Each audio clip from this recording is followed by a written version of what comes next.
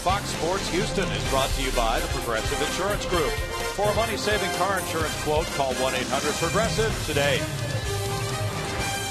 It's a steamy, sultry night on Cinco de Mayo in downtown Houston. A street festival this afternoon helped lead up to tonight's game.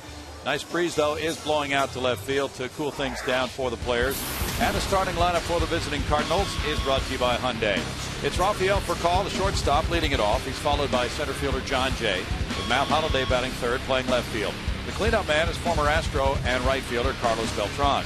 David Freese is batting fifth at third base. It's Yadier Molina, the catcher, Daniel Descalzo at second, Matt Carpenter of Houston at first, and Jaime Garcia is the pitcher. And pitching for the Astros tonight, Bud Norris. Let's hear from pitching coach Doug Brocail. Bud Norris has improved from his rookie season by throwing primarily his fastball and his slider. He attacks those two pitches, has really come up with a very good changeup, and that's how he's going to attack these hitters. And Bud Norris has done so well against his Cardinal club in his career, as Steve mentioned earlier. 6 wins, 2 losses, a 2.37 career ERA in 10 starts against St. Louis. The Astros are wearing the Los Astros uniforms tonight on Cinco de Mayo night. And it's Rafael Furcal to lead it off. He was 2 for 5 last night.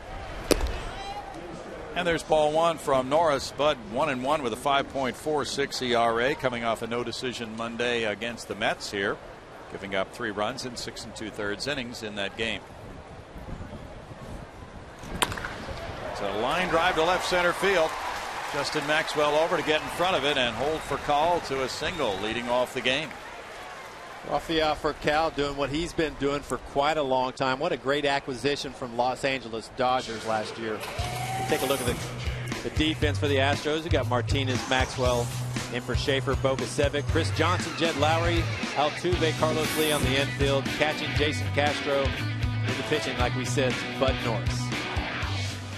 It's 27-year-old John Jay stepping up now. Jay off to an electrifying start at .414 this season with 2 homers, 8 runs batted in. Throw goes over on Furcal, who's 4 for 4 in steals. The Redbirds are third in the league in stealing bases. They have 23 steals in 28 attempts. Bud does a nice job of holding runners tight, holds the ball. It's one of the best ways to keep good base stealers from getting a good jump, is just to make them wait a little bit and get their legs heavy. Cardinals have really gotten the jump on their opponents in the early innings. There you see the Norris outstanding numbers against St. Louis in his career. St. Louis has outscored its opponents 66-24 in the first 3 innings. Strike to Jay. It was Jay who was at the plate last night in the 9th inning after Furcal led off with a single, and then Jay hit that line drive, and Jose Altuve let it bounce, and he short hopped it into a 4-6-3 double play on Jay.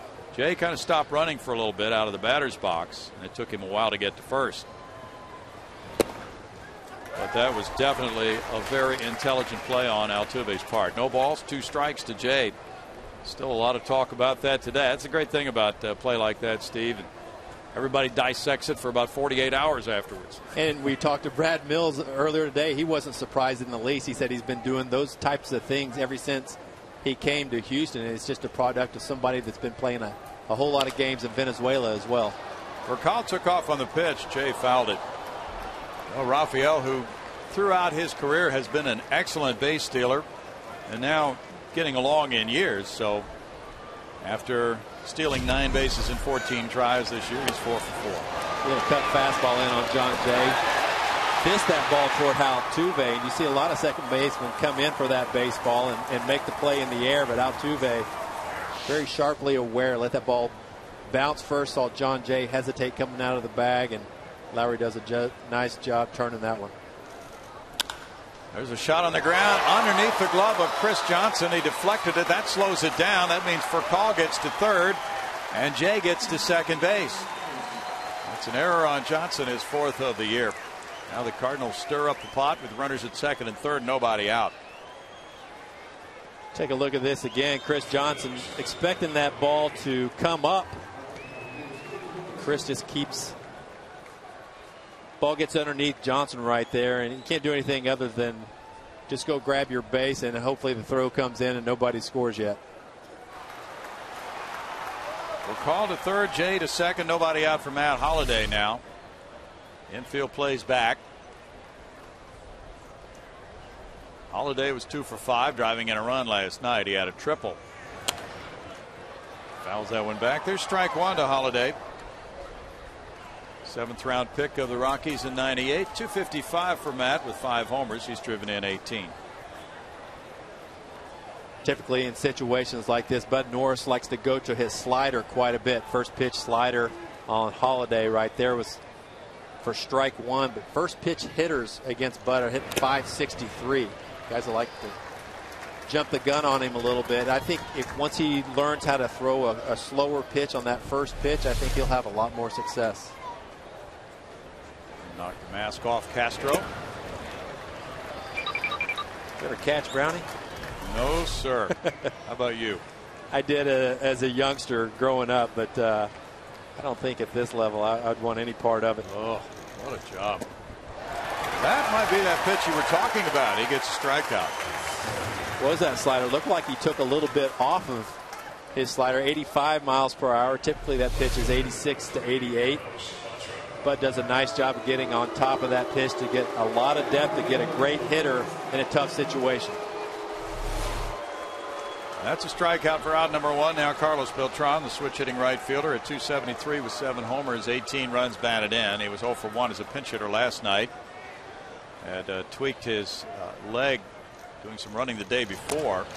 A little roller off his leg as a foul ball. There's strike one to Beltran.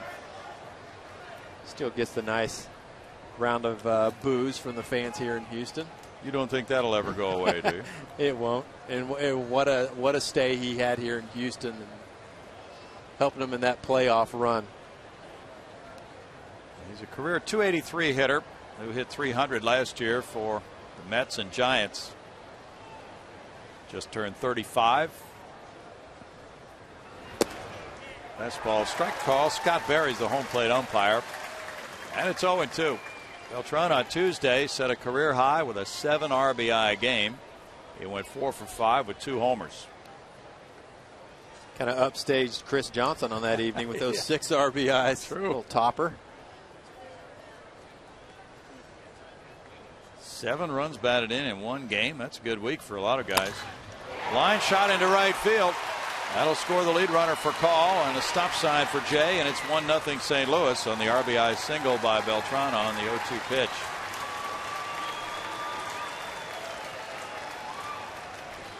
RBI number 19 for Carlos. Well, we've seen that a lot from Carlos Beltran throughout the years, and when this guy's healthy, he's one of the best RBI guys in the baseball. Big acquisition for the St. Louis Cardinals. Weren't going to go out and replace Albert Pujols, but here's a guy, when healthy, can do a lot of damage. Signed a 2-year deal to join the Birds. Now it's runners at first and third for David Freese. See that breeze blowing down on the field. Freese has 24 runs batted in to rank high in the National League. He's hit 6 homers, and his batting average is .326. That's strike one to Freese. He was 1 for 4 last night. Just looks very confident after that great postseason he had last year, and continuing on this year. And they said in spring training he was just a different guy. He was confident coming in, and he was ready just to take over that position for years to come. Jim DeShays is away attending graduation services tonight. Should be a celebration for Jim. Yeah. No balls, 2 strikes. He'll be back with us tomorrow. Very busy time of the year, Steve, with May and school ending, graduation at the college level, and proms, high school graduation. I've got a senior in high school getting ready for prom and graduation this month. A lot of preparations. Sure is. You miss those days, Brownie? Yeah. Fun. A lot of activity. 1-2. Well, you were kind of glancing at the game last night, I was trying to say. And, yeah. But you had activities at your house, so. I did. I had 13-year-old daughter's birthday party. We had 30 kids out in the backyard, and I was referee from the trampoline, and kids jumping in the pool. I was a little worried. Liner caught by Lowry. That ball was scorched by Freese for out number 2, but right at the Astros shortstop. And now it's Molina coming up. Now Jason Castro goes out to have a chat. Pretty good pitch from Bud right there. Another slider, but gets Freese out ahead of that pitch, and luckily hits it right at Jed Lowry. And right now they're just talking about what's going to happen here in a first and third situation. I saw St. Louis last week in the game on a first and third try to do a double steal, and did not work out, but they did it quite often in spring training. Yadier Molina has swung a potent bat in the early going with a .311 average, 4 homers. He's driven in 15. He has 10 doubles. He went 1 for 4 last night. That's strike one. As far as Carlos Beltran running at first, well, this year he's 5 for 6 in steals, but he did tweak that leg muscle the other day. This would be a big out for Bud right here. Just getting out of this with just the 1 run, I think would bode well for his confidence, and as well as the offense, to get something back against the Cardinals, against a guy they've had good success against. Cardinals lead the league in runs scored. Their run in this inning was their 143rd. They're also tops in the National League in total bases, on base average, and slugging percentage. Last night they had 9 hits and 4 runs. Little tap past Norris. Lowry, who's played errorless baseball, takes care of out number 3. And it's 1 run, 2 hits, 1 error, and 2 men left. Cardinals 1, Astros coming up.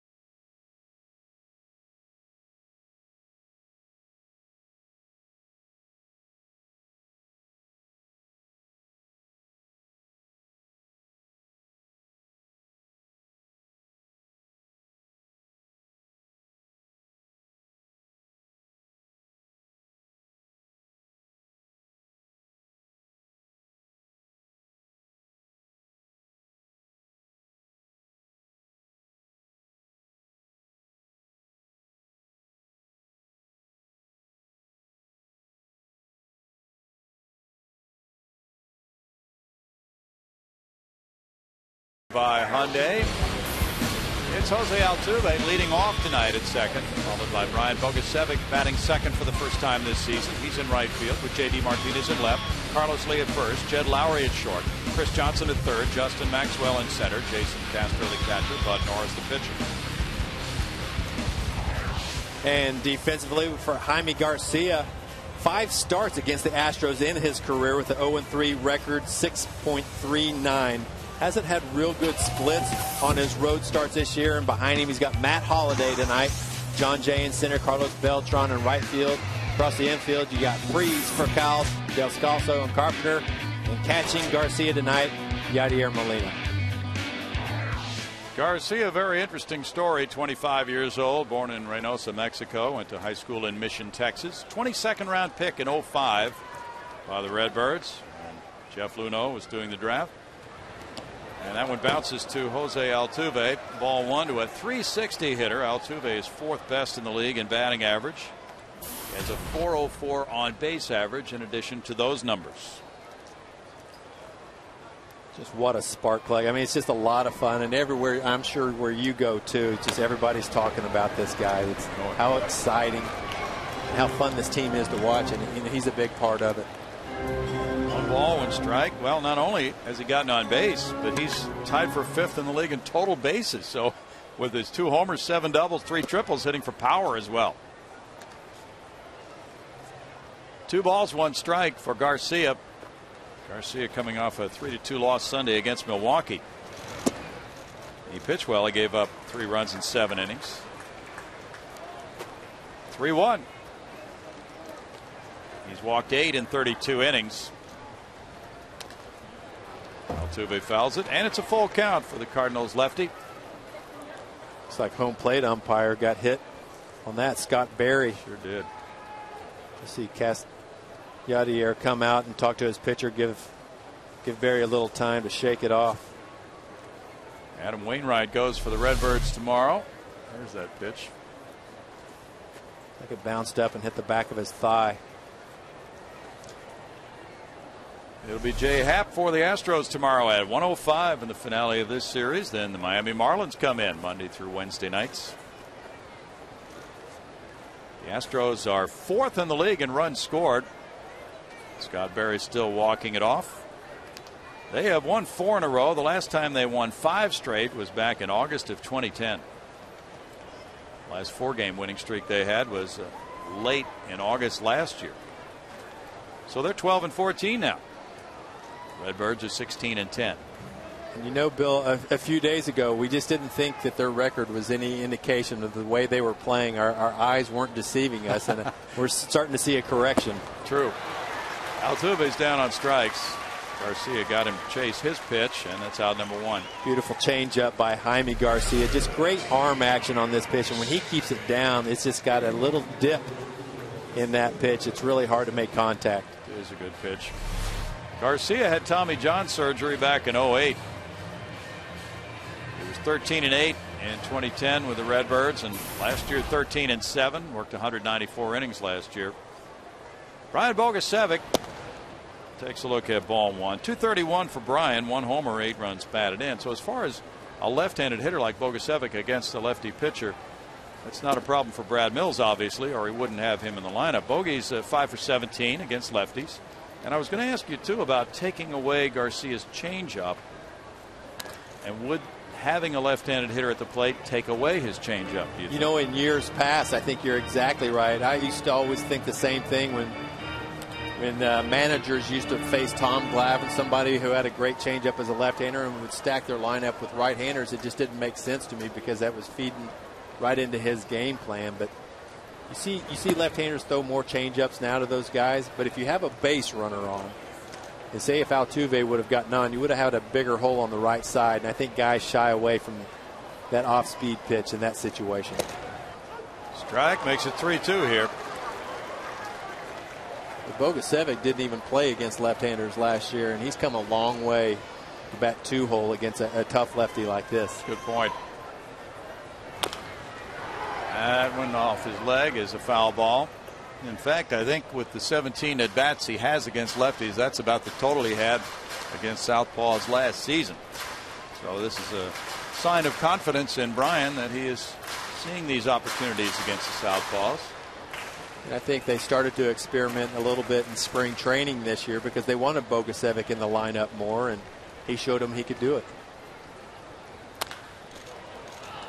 That's a foul ball. Carpenter over to play it near the line. I think it's interesting to see the way the number 2 position's being inserted into a lot of lineups now. You see the Tampa Bay Rays with power in that position. You see the Cardinals tonight with John Jay, another guy with power, and Bogusevic fits that bill as well. That teams are starting to try to jumpstart the top of their order to get a good jump on a team. That's ball 4. And the check swing appeal went down to third base, but Bogusevic did not swing, and he's on with a 1-out walk. Paul Emmel made that call at third base. So Garcia, who has fallen behind each of the first 2 batters, now works to J.D. Martinez. We've seen that a lot from the Astros already this year. A lot of patience, a lot of pitch selection, which has done them very well in the early. J.D. 0 for 3 with a walk last night.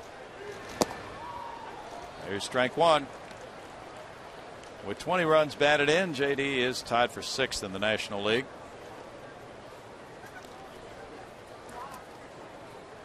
Last year, Garcia started 4 times against the Astros. He was 0-2 with a 6.20 ERA.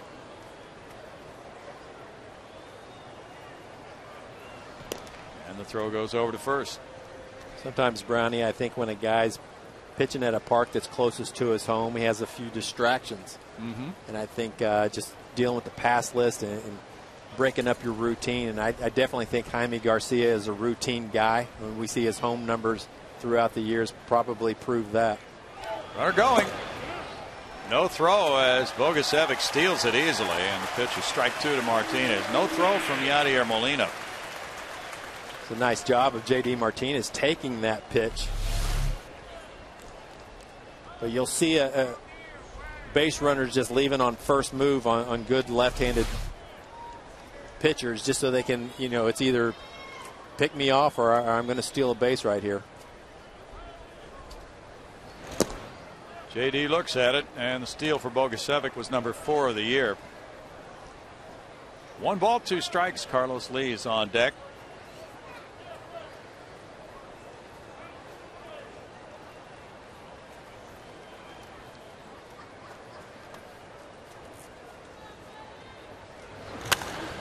In the air, and the first baseman Carpenter comes over, and the wind is taking it. Now he goes further back toward the fence and makes the catch.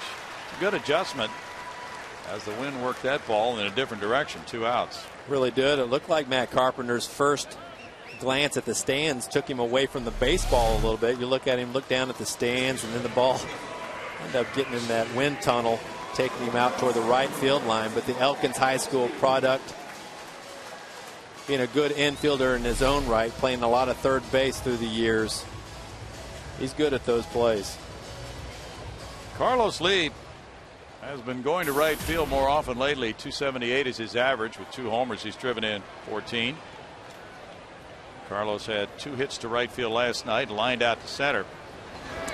Art Howe said to Sparky last night on the postgame show of Carlos, he's going to start pulling the ball soon. That's usually the phase, for a power hitter. Quite often, if they start hitting line drives to right field, what comes next is they're going to yank the ball. Yeah, I think it's just a matter of getting the bat in the right position, and then the next thing is just recognizing those pitches in and reacting. Now it's 2 balls, no strikes. Carlos is 4 for 11 against Garcia with a homer. He's driven in 3. Homered off him in St. Louis last July. Oh, that's a gorgeous pitch. 2 balls and a strike. Really is. 2-0 count. Curveball. Watch this. Just 12-6 break. You're not going to offer at that pitch. No, sir. And in the dirt, ball 3. He's been 3-1 on 3 of the top 4 hitters. Trying to be pretty careful. And this is a guy that doesn't pitch real deep into the ball games. He hasn't even thrown a game this year with a 100 pitch count. He's been in the 80s and 90s every game. So they've got a pretty short leash on this guy anyway. And there's another walk. Second of the inning, bringing up Jed Lowry. And Lowry is a guy who has been surging. 23 pitches, 12 balls. Lowry's on a 7-game hitting streak. He's hit .436 during those 7 games. His batting average is up to 5th best in the National League. .338 with 3 homers to tie for the club lead and 10 runs batted in. What's impressive about Jed is from both sides of the plate, the ability to go to all parts of the field. You see a lot of times guys from the right side, just a straight pull hitter. This guy goes with every pitch.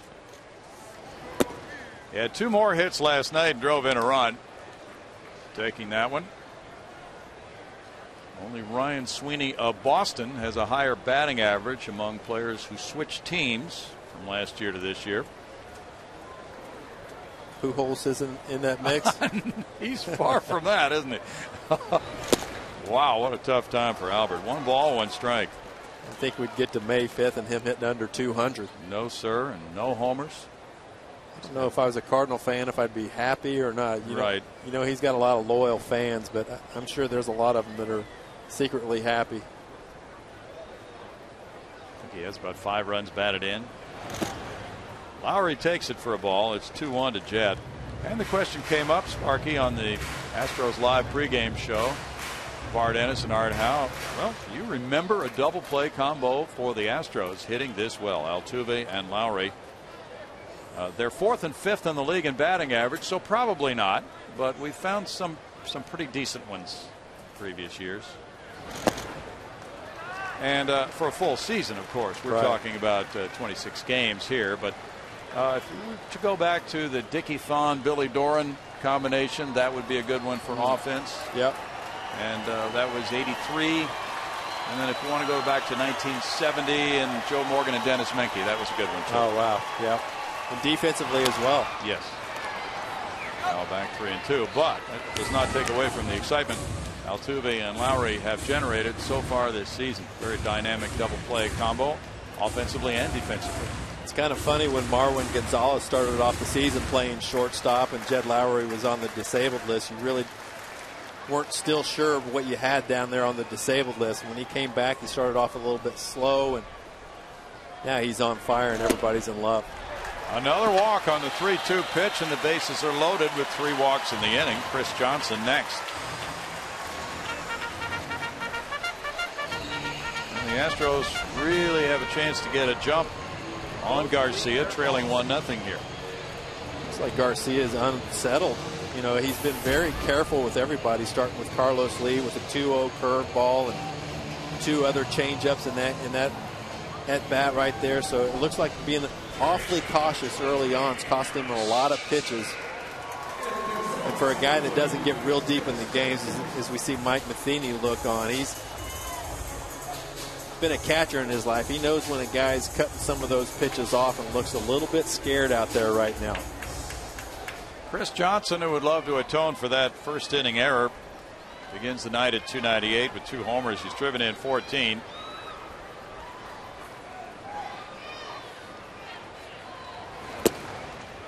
He looks at strike 1. CJ's 3 for 11 with 2 runs batted in against Garcia.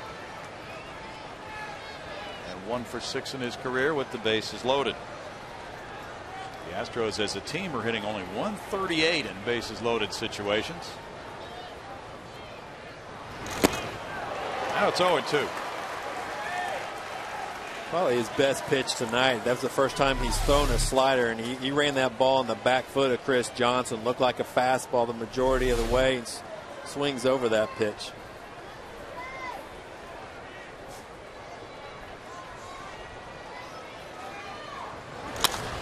Pitch hit high, left field. Chris Johnson, grand slam! On the 0-2 pitch, he rifled it and got 4 runs back with that swing. Jaime Garcia tries to go back to the slider, low and into Chris Johnson, but hangs it on the inner third. Chris Johnson takes care of it for a 4-1 lead now in the first inning. First grand slam for Chris Johnson. Here's the swing. That was that slider again, and CJ, all he was hoping for, he knew he had the distance. He just had to keep that thing fair, and it didn't take long before it started to straighten out and get out of here. Second slam for the Astros this year. Jordan Schaefer hit the first, and Justin Maxwell swings. There's strike 1. 259 for Maxwell with a homer. He's driven in 3. It's a 1-ball, 1-strike count. That is a thriller for this crowd early on a Saturday. Really is. You get a guy like this early on with Bud Norris, who's had such good success against the Cardinals. That should go a long way. 4 runs on 1 hit. That was the first homer allowed this season by Garcia. 33 innings. Now Maxwell shoots one to left field toward the line. That one is in the corner. It kicks back toward the infield. And J-Max is in with a double, his first of the year. That's how hard Justin Maxwell can hit a ball. He can hit the wall, and it bounced almost all the way back to the infield. Percal fields that ball. Derek Lilliquist, the pitching coach, comes out. And Garcia was oh so close after walking 3. And he was consistently behind most of the hitters. Sparky fell behind CJ 0-2 and then gave it up. Really looked excessively cautious throughout those at-bats to Carlos Lee and Jed Lowry. And these guys have always been noted not to want to give in to guys, and they'd rather walk a run in than give somebody a cookie and let you score 2 or 3 runs. But for whatever reason in the first inning, Jaime Garcia really got cautious, and it came back to bite him. Now Jason Castro, as CJ's made it 4-1 Houston with his first career slam. That gives him now 18 runs batted in. Second on the club to J.D. Martinez, and Castro is doing well with men in scoring position this year. 6 for 13. Ball 1 to Jason. 250 is his average. He's driven in 7. Chris Snyder did the work behind the plate last night. He had a hit and a walk. Bud Norris is on deck.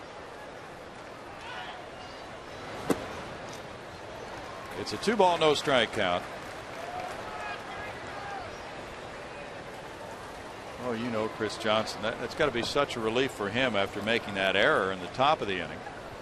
To be able to atone for that early in the game really makes you feel good. You know, he patted Bud on the shoulder right then and just said, "Sorry about that, buddy, but there's 4 for you." That makes it all go away quickly. 2 balls and a strike. It's a big confidence boost for these guys. Cardinals have only lost 1 series this year at Chicago. Bouncer up the middle, and that one for Paul Fields behind second, throwing to first. Good play to get Castro. Well, the Astros had the bases loaded, 2 outs. An 0-2 count on Chris Johnson, and then Johnson cracked a grand slam to make it 4-1 Houston after 1.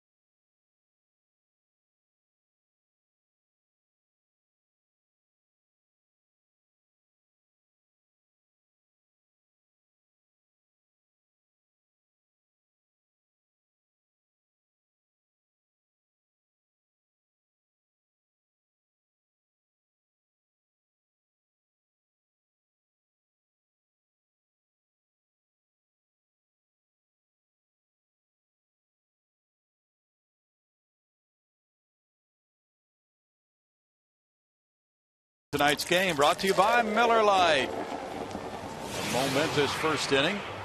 Cardinals scored an unearned run. Furcal led off with a single. Went all the way to third on a 2-base error by Chris Johnson. Then runners at second and third for Bud Norris. And it was time to play control, damage control. He struck out Holiday. Had Beltran 0-2. Beltran hit an RBI single to right, but then was able to stop the damage by getting Freese on a liner and Molina on a ground out, and that is growing in importance as this game moves to the second inning. I think that's going to hopefully be the key to this game, is when he got Freese and Molina in that last inning. Daniel Descalzo looks at ball 1. He appeared in 148 games as a rookie last year. This year 204 for Descalzo with a homer. He's driven in 5.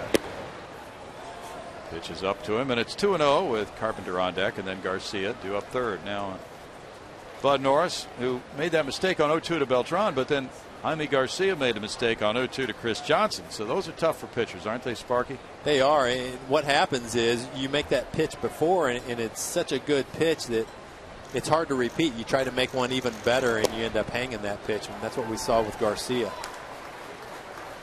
2 balls and a strike. Mike Matheny was talking with the sports writers and broadcasters in his office about the second base situation. He likes using different guys. Descalzo, Skip Schumacher. Yeah. And he likes the versatility of these guys, too, so he can mix and match against certain pitchers. And he's a very sharp guy. I mean, he's going to get the most out of his guys because he's kind of a servant. You know, he tries to see what he can do to help these guys along, and they like to play hard for him. Single into center by Descalzo. Tyler Green can play second as well. That's hit number 3 for the Redbirds. And it brings up Matt Carpenter. We saw Bud with a 3-0 lead last game against the Mets. And he had a situation where, you know, it puts a little bit more on a pressure on a pitcher once you get the lead, just to not walk guys. And I think a situation with Bud is he just needs to continue to pitch his game, and sometimes that falls on the responsibility of the catcher. Matt Carpenter has 14 runs batted in with a .268 average. He was born in Galveston, but went to high school, as my partner said, at Elkins. There's strike 1. Steve Sparks filling in for Jim DeShays tonight. JD will be back tomorrow. Sparky, it's a nice breeze coming through the ballpark right now. Very comfortable. It's really cooling down. It's kind of blowing our papers around now. This does feel good. That's okay. It's the way baseball was meant to be played, isn't it? Great. It's nice. Big cut there by Carpenter. That makes it no balls, 2 strikes. Well, these are days early season when the roof can be open. The fans can enjoy the great outdoors, and that breeze is indeed picking up out to left. See if that affects some of the baseballs going out toward left field tonight. Carpenter is a career hits leader at Elkins High School in Missouri City, and that's the same school that James Loney went to. That's right. Struck him out. That's number 2 for Norris. Norris has the highest strikeout rate per 9 innings of anybody at Minute Maid Park. Good fastball, 4-seamer away. A lot of times you run that 2-seamer away. Those left-handers like to drop that head, and they can do something with it. Running that 4-seam fastball away, these left-handers, that's a big hole for a lot of these guys. You know, when Pujols was on the Redbirds, Bud pitched him so tough, and he just attacked him. Sparky. He did. He was very aggressive. Pitched him inside, threw sliders, you know, a way that you typically didn't see Pujols offer at, but he disguises that pitch so well that he gets that strong middle finger out in front of that pitch, and it looks like a fastball, and guys don't detect the slider spin on Bud Norris. Throw goes over to first on Descalzo. The Redbirds are an explosive bunch, though. They've hit 29 homers. That's 3rd best in the league. CJ creeping in. It's rolled out to Altuve. There's a backhanded flip. Lowry up and over. 1 bounce throw to Carlos Lee for a 4-6-3 double play. And they're in a double play groove. Lowry and Altuve. No runs a hit. Nobody left. 4-1 Astros.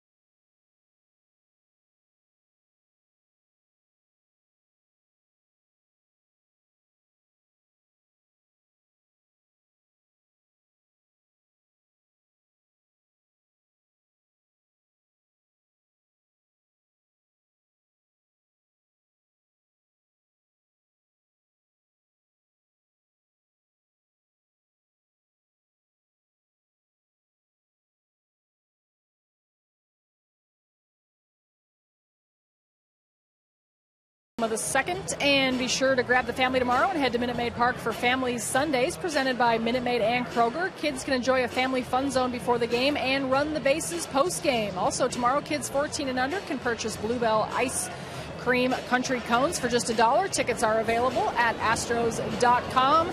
And we've got a beautiful night out here at Minute Maid Park. I am looking for a fan of the game. And if you guys are at home and you've got someone out here, have them send me a Twitter. Follow me at Patty Smith FSH. Tweet me. Let me know why they should be the fan of the game and where they are sitting. And maybe I'll get them on the air, guys. You're good at that. Thanks, Patty. Here's Bud Norris.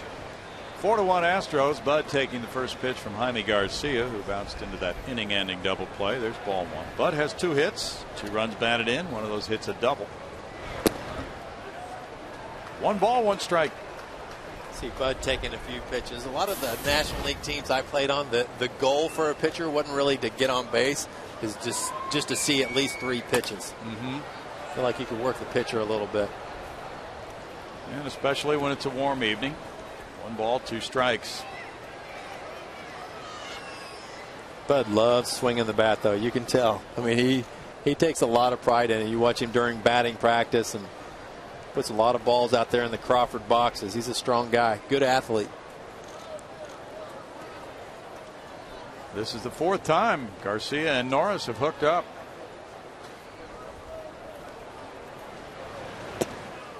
Jaime misses there, and it's a 2 ball, 2 strike count. Even without Chris Carpenter and with Adam Wainwright working his way back to top form, it's been a very effective Cardinal rotation. Bouncer back to Garcia. Low throw, and Carpenter saved him an error as he spiked one into the dirt. I don't think Garcia feels great tonight for whatever reason. He looks a little tight out there, and I don't think he has good memories about pitching in Houston, and it's just a carryover. But that's a little spike right there. That looked like he was bowling in cricket right there. Carpenter did a nice job saving it. Never really pitched a good game here in his 3 previous starts. Altuve struck out in the first inning. Ball 1 to Jose. Starting to generate a lot of talk about all-star votes. And the voting just started last night here at the ballpark in Houston. It's been going on online earlier, but with the attention that he is attracting, he'll get some votes. There's no doubt. And he's starting to get a lot of national attention. And number one, obviously for great numbers, and he's up there in multiple hit games and all that stuff, and defensively, and he's exciting, but also just because he's so short, he's 5'5", you just don't expect the power that he has. And he takes care of it. Yep, and he just hustles so much, and that's always the guys that are fan favorites. Everybody loved Biggio because they could point to their kid and say, watch this guy hustle. This is the way you play the game. Brian Bogusevic walked, stole a base, and scored. So Brian really getting things started out of that number 2 hole in the first inning. And he's been batting down in the order most of the time this year, 5th or 6th, but this number 2 spot, rather intriguing for Brian. You talked about it with teams looking to generate more power out of that number 2 spot. We have Jay for the Cardinals and Bogusevic for the Astros in that position tonight. Yeah, and on base guys too. I was thinking of Carlos Pena with the Rays earlier. You don't ever think about him in that 2 hole, but there's your on base guy with the little pop, and sometimes that serves well. It does. Fly ball near the left field line, slicing away from Holiday as he comes over a little bit further and is able to get there for the 3rd out. After 2, the Astros lead the Redbirds 4-1.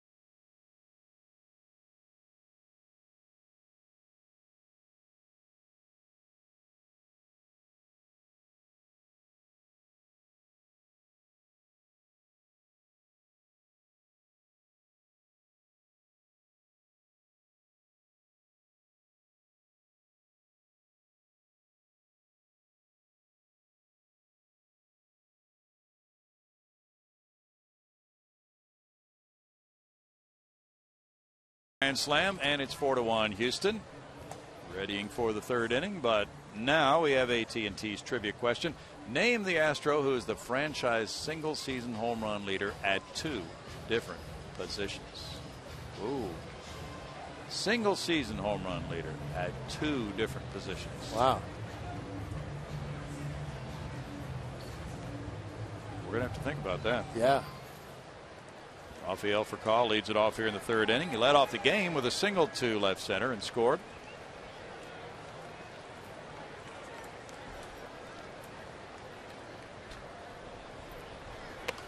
And he punches one on a line. Chris Johnson with the catch. He was trying to run up and slap the ball to the left side, but he didn't get it down. It's such a funny play. I love watching Furcal try this. He likes to draw the third baseman in, then slap it by him. Look at that little punch shot he tries to throw over the head of Chris Johnson. He says, "I'll take that one, buddy." It's funny when he executes this. He gets a double out of this sometimes. Right. Yeah, if he gets it up over his head, you're right. That's an easy double.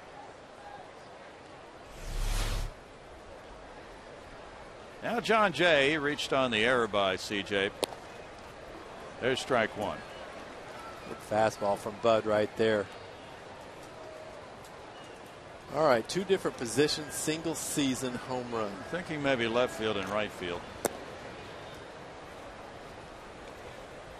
Okay, it's center field and right field. Maybe Hidalgo. I'm going to guess Jimmy Wynn.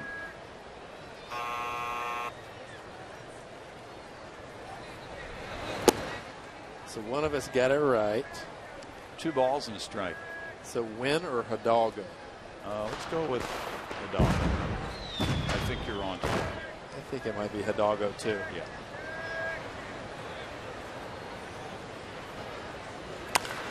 Ripped on a line to right field. Bogusevic with the catch. 2 outs. Let's see what it is, Sparky. AT&T will reveal. Richard Hidalgo, Yeah. you got it, Pat. 44. Well, in 2000, that was the first year in this ballpark. He hit 44. And then 28 as a right fielder in 2003. Wow, it's pretty good space in between those seasons. It is. And what a talented guy, Richard Hidalgo. Yep.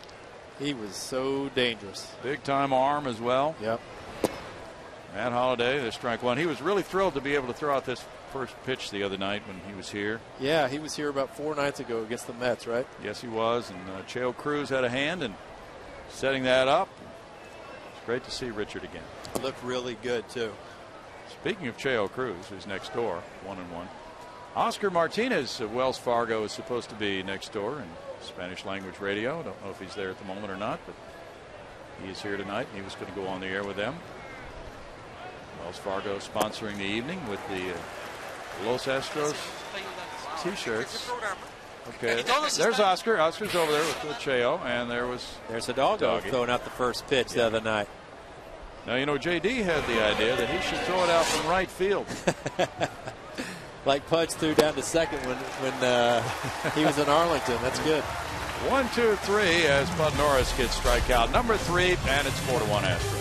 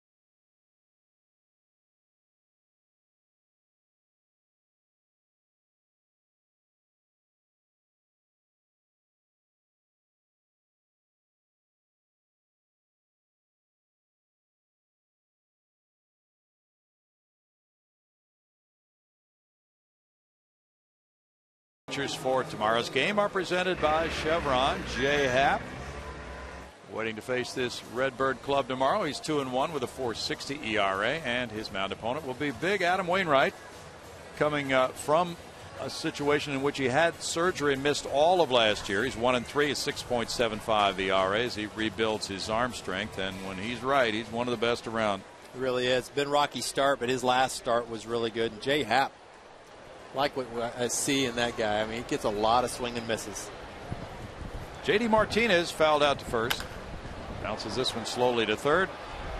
David Freese, one pitch, one out for Garcia. Now, if Garcia is able to apply a tourniquet here to the Astros, then with his club's offense, this game is certainly far from over. And you talked about the Cardinals having one of the best offensive in the National League. Astros, if they could recognize, they've got Garcia at 51 pitches coming into this inning. JD offers at the first pitch right there, and he's typically been very selective, but they can run the pitch count up on Garcia. They could get him out of here quick. Carlos Lee showing bunt. Something tells me he wasn't going to bunt. Strike one to Carlos. He drew a walk and scored in the first. Fouls that back, and it's 0-2. He just did that to mock for call, didn't he? I think he did, and he has a lot of fun playing, and you see him doing a lot of things. When he's playing first base, I don't think he could be at a better position to start messing with other opponents. 1-2. Just checking Garcia, you mentioned his home and road splits. His ERA is about 2 runs higher for his career on the road. David Freese to his left. 2 outs. You know, we talked to Al Roboski here in the booth before the game, the Cardinals broadcaster, and he said he's kind of a creature of habit, and he feels really comfortable at home. And you know, sometimes you'll have a situation on the road where you may just take a taxi to the ballpark and not get there at the exact time you need to be there to start your routine, and throws him out of whack a little bit. Jed Lowry walked and scored in the first. That's ball 1 to him. Tremendous start for Jed at shortstop with those glittering numbers. It's a 2-ball, no strike count. He said he could see exactly what Altuve was planning when that line drive was headed for him. Yeah, he had a good angle. And Chris Johnson said, well, he was really gauging the runner's speed. He said you have to, of course, think about that ahead of time, but if you don't get a double play, who's going to be the base runner at first base once you get the out at second? He said if you don't get him at first, John Jay is going to be on base, and he's a faster runner than Furcal, so you better get that double play if you're going to make that exchange of runners. Could have been a costly mistake with a 1-run baseball game. Mm-hmm.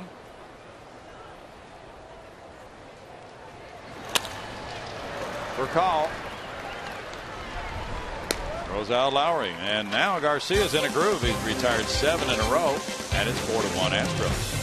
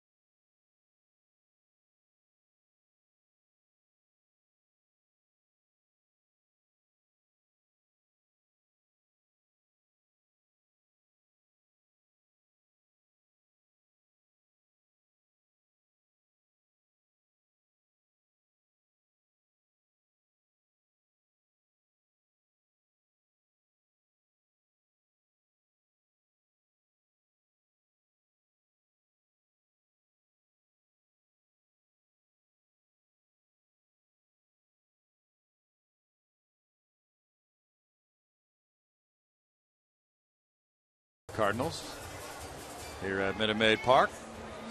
It's a big weekend. Cinco de Mayo being celebrated, and the special uniforms being worn by the Astros tonight. And a special moment. Chris Johnson provided that with a first inning grand slam, the first of his career. Now Bud Norris with that 4-1 lead faces Carlos Beltran. He got the Cardinals run home with a single to right field in the first inning. Big inning for Bud. Second time through the order. He's typically had trouble this year. Those guys hitting 360 against him compared to first time through the order just hitting 140.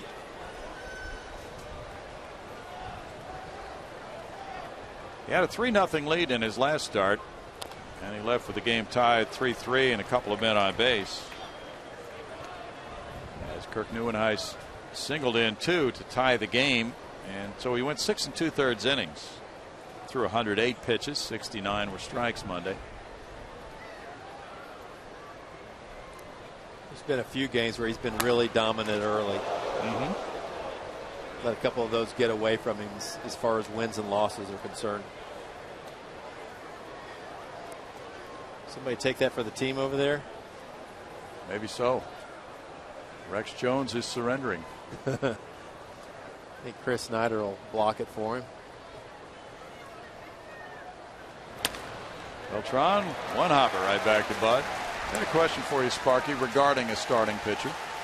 In the case of Bud Norris, who gave up 7 runs in 5 2/3 the start before last in Milwaukee. And that final inning was a major problem for him. And in the last start, the final inning was a problem for him. He was oh so close to getting out of it. Right. Do you look at conditioning if you're a starting pitcher and that happens to you in the 6th or 7th inning and you've thrown about 100 pitches or more and you're making mistakes in that final inning? Is that ever a consideration? I think it could be. I don't think it is in the case with Bud. I think it's a matter of, they talked about in spring training how much he'd worked on his changeup and how well he's coming along with that third pitch. But I think when it gets into crunch time for Bud, he'll never use it. He'll stay with what he knows. And when teams can look for a hard pitch, it's a lot easier. 2 outs is Freeze. Skies 1 to Maxwell in center. And certainly if he can mow through the lineup like he's doing right now, that pitch count is not going to be an issue, and fatigue will not come into play until much later. Yadier Molina grounded out to short in the first. And sometimes you see a guy in that final inning, he's flying open, his mechanics don't look quite what they were earlier. It's probably normal. You're really battling fatigue at that stage, right? No doubt about it. And you're trying to use more muscles to try to get there rather than just letting your arm catch up with your body and make good pitches. Well, this could be a very quick inning if somebody catches this one, and Bogusevic does, to make it a 1, 2, 3, 4. Right through the 4, 5, 6 hitters in the Cardinal lineup to maintain the Astros' 4-1 advantage.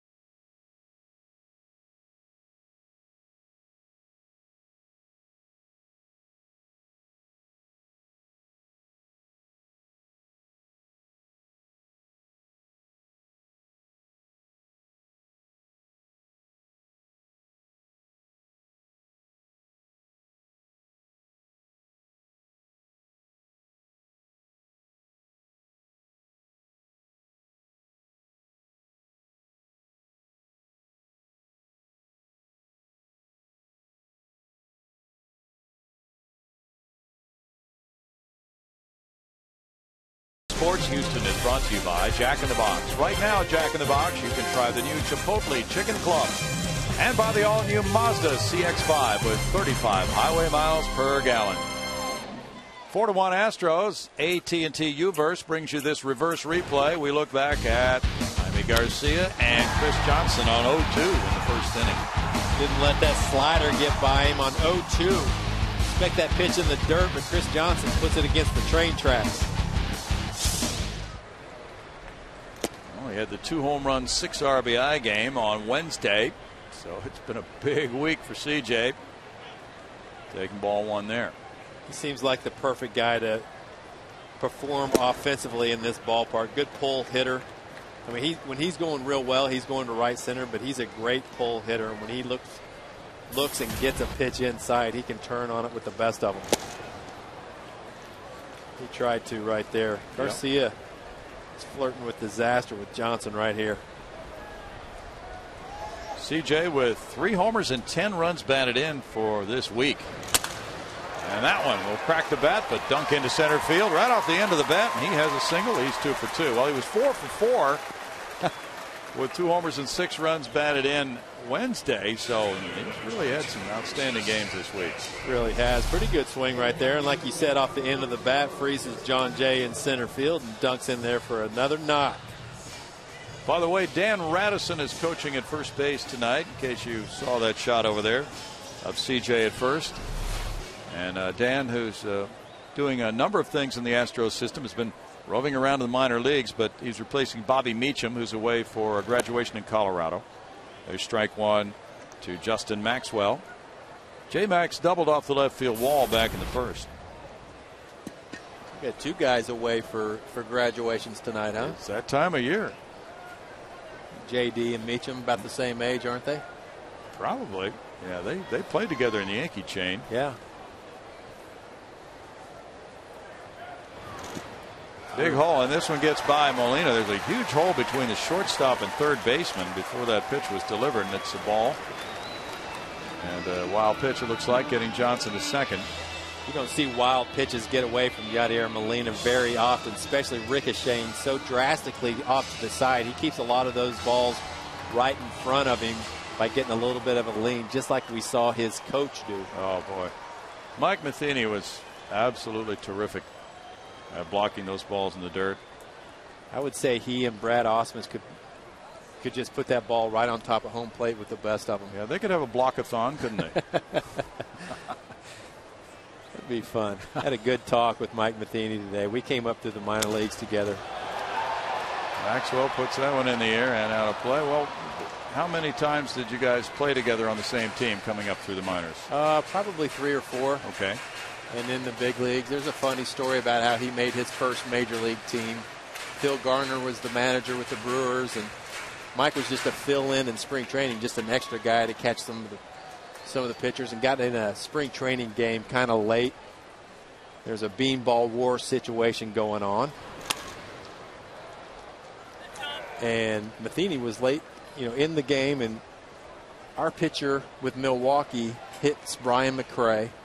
He's getting ready to go charge the mound, and Matheny grabs him before he gets out of the dirt area and body slams him on the dirt. And Garner asked Tim Foley, our bench coach, who that was. He said, Mike Matheny. He goes, Mike Matheny just made my team. That's how he started his career. And it was an outstanding one with 4 Gold Gloves. And he retired with concussion symptoms. Yeah. 2006. I always thought he had a concussion. He's got 2 of his kids. He's got 5 kids, but his son's a senior this year. He's going to Missouri State University in Springfield, Missouri next year on a baseball scholarship. But he's got a daughter, Bill, who's a junior, who just signed a letter of intent for Ohio State University. Got a full scholarship for women's hockey. Really? Yeah. A full ride for women's hockey? Yeah, she's got 4 brothers. She grew up tough. 2 balls, 2 strikes. Mike had a 13-year career. Milwaukee, Toronto, St. Louis, San Francisco. There's the check swing. There we see Molina keeping that ball right in front. Makes a big difference, doesn't it? The wild pitch took away the double play situation, allowing Johnson to go to second. Sure did, especially with no outs. J-Max whacks one into the left field corner. CJ around to score to make it 5-1. Justin Maxwell in with an RBI double. 2 doubles tonight. Brad Mills explained to Jordan Schaefer, who wanted to play, hey, we need to get Justin in there, and Jordan completely understood, and now Justin responds with a pair of 2 base hits. Well, when you're facing a tough left-handed hitter, it's a perfect time to get this guy out. I'm surprised Holiday threw this ball into third base rather than second base, because you got to know that that runner is going to score automatically on a ball to the wall. Yep. Now you have another runner in scoring position, no outs. It's going to make it pretty tough on Garcia. Jason Castro grounded out to shortstop first time up. 5 runs on 4 hits for Houston. 3 of them extra base hits. Strike to Castro with Bud Norris waiting. Now it's a little bit of a cat and mouse situation with the pitcher and the hitter. The hitter's job right here is to hit a ground ball to the right side to get this runner on second to third base. So at some point Garcia will probably come in and try to jam him in off the plate, see if he can tie him up and get an easy out. And Castro is the kind of hitter who sprays the ball all around. Yeah. Jed Lowry on the bench. Who's getting the towel? CJ? Yep, that's CJ running some bases. That's not a bad thing when you're running the bases quite a bit. No balls, 2 strikes to Castro. There's that changeup lefty on lefty we were talking about early on in the game, whether or not a pitcher will throw it. Used to be they wouldn't. They'd hate for that ball to run low and in on a lefty because, as you know, that's their nitro zone, but not anymore. I think a lot of guys like Jamie Moyer have dispelled that myth. Well, if that's your best pitch, why wouldn't you throw it? Yeah, I agree.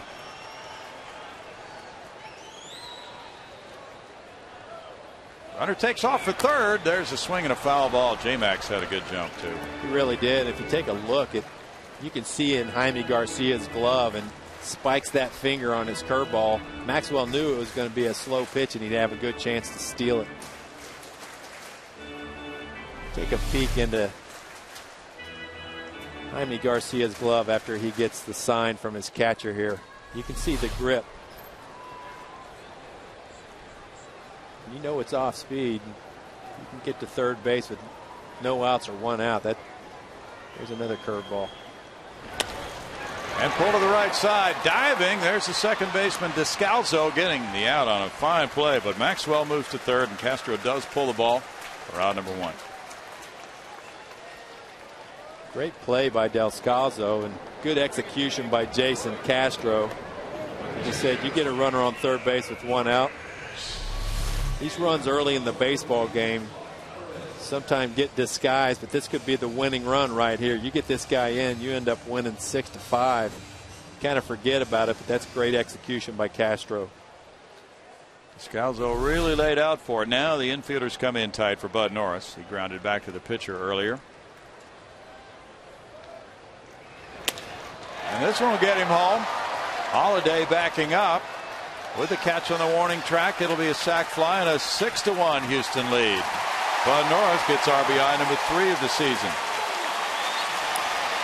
Great job by Bud, looking for a breaking pitch early in the count, and I think he thought he got it at the beginning. You never know in this ballpark to left field, but Bud gets out ahead of this pitch a little bit, sends it deep enough to score Justin Maxwell easily, and now it's a 5-run lead.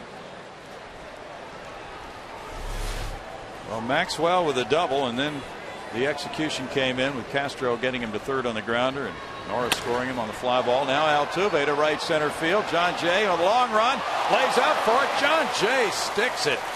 That's a tremendous play by the center fielder. Wow. Altuve just kept chasing him deeper, and Altuve 0 for 3 because of this outstanding work.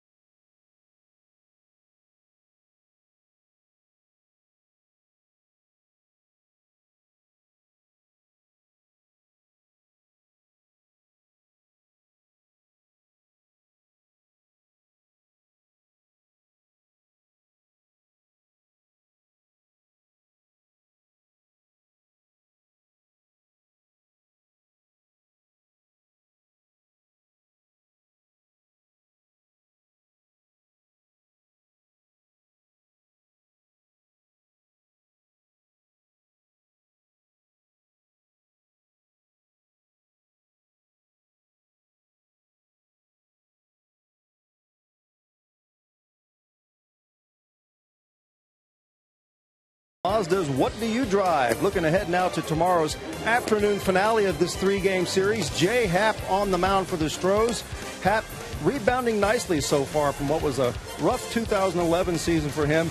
He earned the win in the Astros' 6-3 victory over the Mets in his last appearance. He allowed 3 runs on 6 hits, 6 in the 3rd innings, and punched out 7. His strikeout numbers are up, and Happ is doing a nice job so far. He will face Adam Wainwright in the series finale tomorrow. That's your Mazda game break. Guys, back to you in the booth. Thank you, Bart. And just as Bud Norris, who has 6 career wins against the Cardinals, or his tops against any opponent, has done so well against this St. Louis club, Adam Wainwright is 9-1 in his career against Houston with a 1.56 ERA, 9 wins, the most he's had against any team. He is one tough pitcher when he's healthy. You know, bouncing back from that injury, it's tough, and sometimes it takes a little while. But his last start was pretty good, so we'll probably see the good Adam Wainwright tomorrow. Descalzo leads it off. 6-1 ball game. He takes strike 1. Bud Norris threw only 7 pitches in the 4th inning, so he's only at 45 for the game right now. And going back to that 1st inning, it really helped him when he worked around 2 singles and an error, allowing 1 unearned run. I bet Bud could not wait for this game to get here. Number 1, he's pitching against a team that he's had great success against. But number 2 is a game that was very frustrating in the sense that he had a 3-0 lead going into the 7th inning, and he let it slip away. Got the no decision. The team won the game. But I know he couldn't have been too happy with the way he performed in the 7th inning.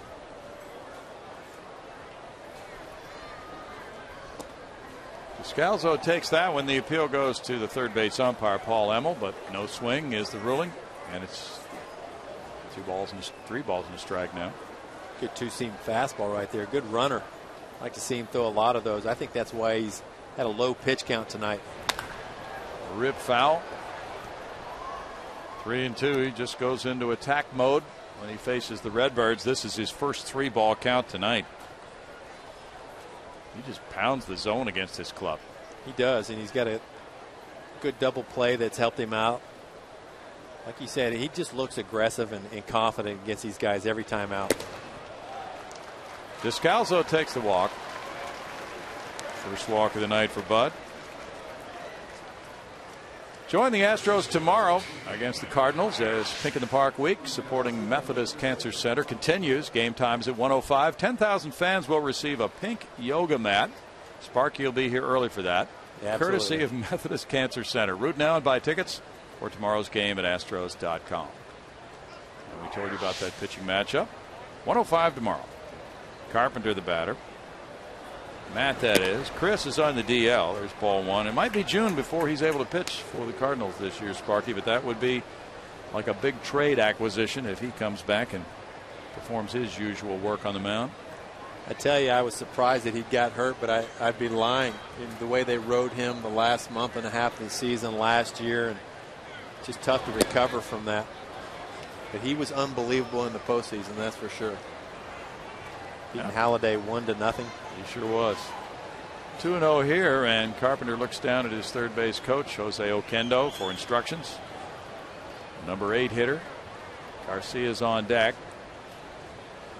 Matt Carpenter's dad was the coach at Elkins High School, the team that won state championship. They were even the national champions team by USA Today in 2002. 2-1. Very good program down through the years. And he moved along to Prosper. Yeah. I think Kip Wells came from that program. Oh, that's right. James Loney. I mean, they've had a lot of good ones. Mm-hmm. Matt was drafted in 2009 by the Redbirds in the 13th round. You take a look at what the Cardinals have done as the count goes to 2-2, and that's a big reason Jeff Luhnow is the Houston general manager, because of what the Cardinals have done. He was right there running some of those drafts, and a part of their excellence has been the development of their young players. But for instance, Matt Carpenter, 13th rounder, and here he is in the big leagues playing well. And so many people focus on the first, second rounders, but boy, if you can cash in on those lower rounds, that really can often be the result of tremendous scouting. We've seen that with the Astros in the last few years with J.D. Martinez and Guys that weren't really counted to become top prospects just showed themselves in the minor leagues to be worthy of coming up here, and they haven't slowed down once they got here. Now 3-2 pitch coming. Runner moving. Swing and a miss. Throw from Castro. Wow. Oh, double play. Wow. Descalzo is gunned down. First time Castro has thrown out a runner in 15 tries, and it's a double play from 2 to 4. Descalzo had no chance with quick feet. Jason Castro getting his feet in position, letting go of that ball. He only had 5 steps to go before he got to the bag, but he just throws a cannon. Watch his feet. It's that bat foot perpendicular to his target. Throws it right on the money for Altuve. Piece of cake for Altuve. Just laying it down there and getting it out. Gorgeous throw.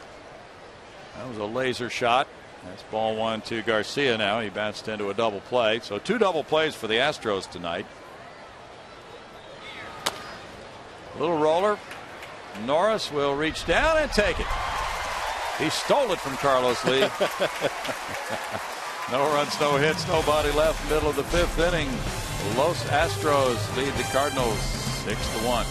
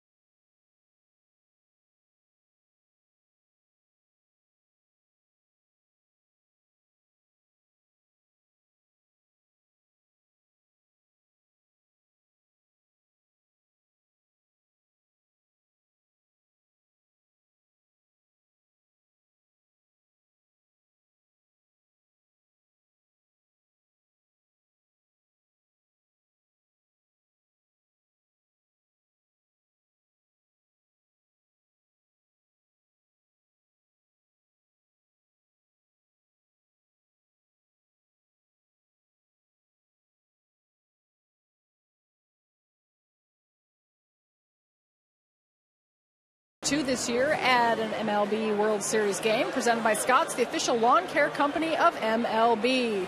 And stay with us when we return in the 6th inning, guys. I'll be with a very special guest for my progressive fan of the game. Oh. No hint? His name is Thomas. Thomas. That's your hint. He's a doubter. He's not doubting you, though. All right, we'll stay with you until the 6th inning at least. Hey, it's early. Let's go 9 tonight. Ryan Bogusevic, bottom of the 5th inning. He walked, stole a base, and scored in the first. Hit a fly ball to left in the second. Bounces this one to the right side. Backhanded there. Matt Carpenter takes it, and it's out number 1. Jaime Garcia gave up 4 runs on 2 hits in the first, a grand slam from Chris Johnson. And then 2 more runs in the 4th inning. And now it's J.D. Martinez. He's 0 for 2. Garcia staying in this ball game, was allowed to bat with 2 outs and nobody on in the top of this inning, and he's at 78 pitches for the night.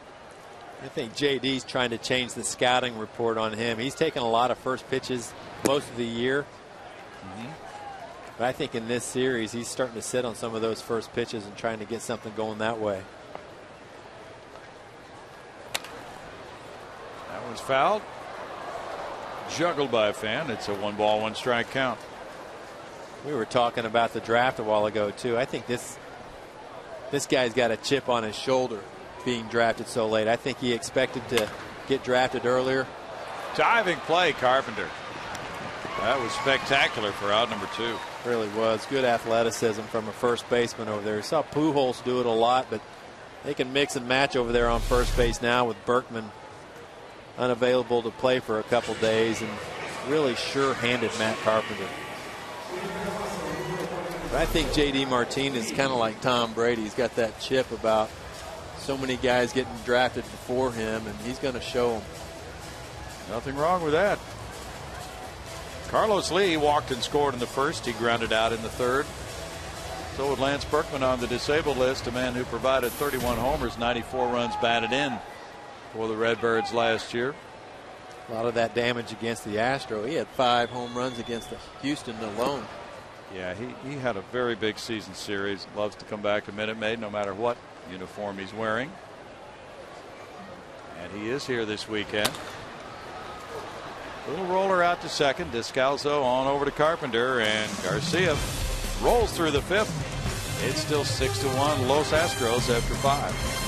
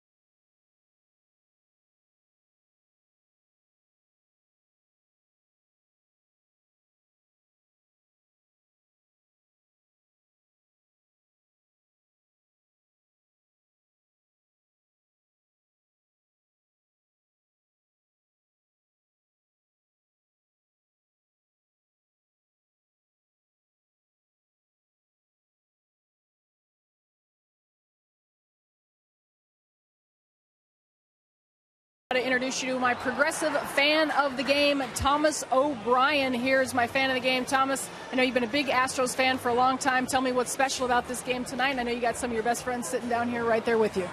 Well, what's special about it for me, I've got 3 of my friends from Missouri. Then it's just ironic that we've got the Cardinals and the Astros playing, and I couldn't thank them enough for coming out and coming down to see it with me. You know, as you said, you've been an Astro fan all your life. You've got the best seats you've ever had. I know you're going through kind of a little bit of a tough time, a big tough time. I don't know if it's something you want to share or not, but this is to be able to be here with your friends, very special for you. It is. You know, I do have terminal cancer, but for them to come down and be able to spend this time with me, it's a blessing. I couldn't have asked for anything better. And you remember, you told me you came to your first Astros game back when you were a little kid, 6 years old. Anything special you remember about that? Oh, well, I do remember all of our old players, and I do remember when I was about 8 or 9 years old, being able to meet Craig Biggio and all the other players. That was just amazing. And even now, seeing all the new ones, it's something that most people don't get to experience. You know, and your cousin Kayla at home, she on Twitter nominated you as fan of the game. So here's your chance to give a shout out to Kayla. Kayla, I want to say thank you very much for getting us on here. It's something amazing. All right. Thomas, thank you so much. Great story. You are a progressive fan of the game. Enjoy the rest of the game. All right. Thank you. All right, guys.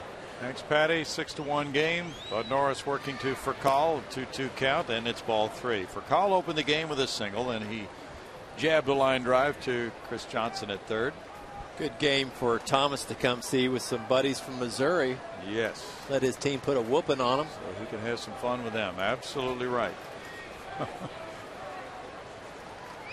John Jay is on deck.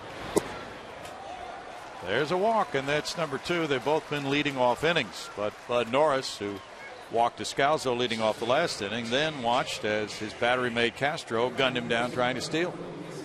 Not the ideal situation when you get a guy like Furcal on base early on. You want to go right at these guys. Don't want to give them anything free. Make them earn everything that they get. Cardinals prey on guys when they make mistakes themselves. Jay is 0 for 2. You know, some of the media people who have followed the Cardinals for many years say that they did not think John Jay would be this good a player. They've really watched him develop into something a little bit more than the expectations were. I think situation last year when they traded Colby Rasmus to Toronto, and got some good players in return, including that lefty Sepchinski in the bullpen, but a lot of people were shocked they let him go. And David Freese, one of his best friends on the team, didn't understand it at the time, but I think it's because La Russa and some of the other guys thought that John Jay right here, this lefty, was going to be the guy they wanted to win games. That's looking good for them, isn't it? The way Jay has played. Swings at that one, and it's an 0-2 count. That's absolutely filthy, that slider right there. It looks like an inside fastball, and Castro could barely get a glove on this pitch. Look at this. This looks like a heater. And this isn't anywhere close to being a strike. And you see a good disciplined hitter like Jay go after that pitch. That tells you what Bud Norris is all about. Jay hit .297 last year.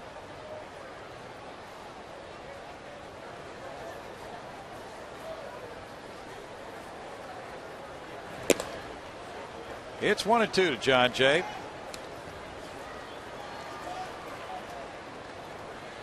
Allison Footer passed along a message from those Santa Clauses we saw in the stands the other day. Sparky. Oh, yeah. Don't know if you were watching. I did. I heard that little jingle you put out there. Well, they wrote in, and an interesting story, which we'll get to in a minute. I'm going to guess they got together for some type of convention. Justin Maxwell with a catch on that liner, 1 out. Well, you're close. They were here Wednesday. There was Santa Reed wearing an Astros hat. Santa Jean was in the middle, and Santa Jim was on the other end of the aisle. Yeah. And they said they got a laugh at what we were guessing about, but they belong to an organization called Lone Star Santas. They'll be back at the Astros game. There they were. Wow. These guys will be back on June 24th to raise contributions for their Convoy of Toys for Children of Disasters. And for that June 24th game, there might be up to 50 Santas and Mrs. Clauses and elves. So we'll look for them on June 24th. I may bring my own costume that night. Sounds like a great organization. Matt Holliday is the batter, and he chases one. There's strike one. He's struck out both times.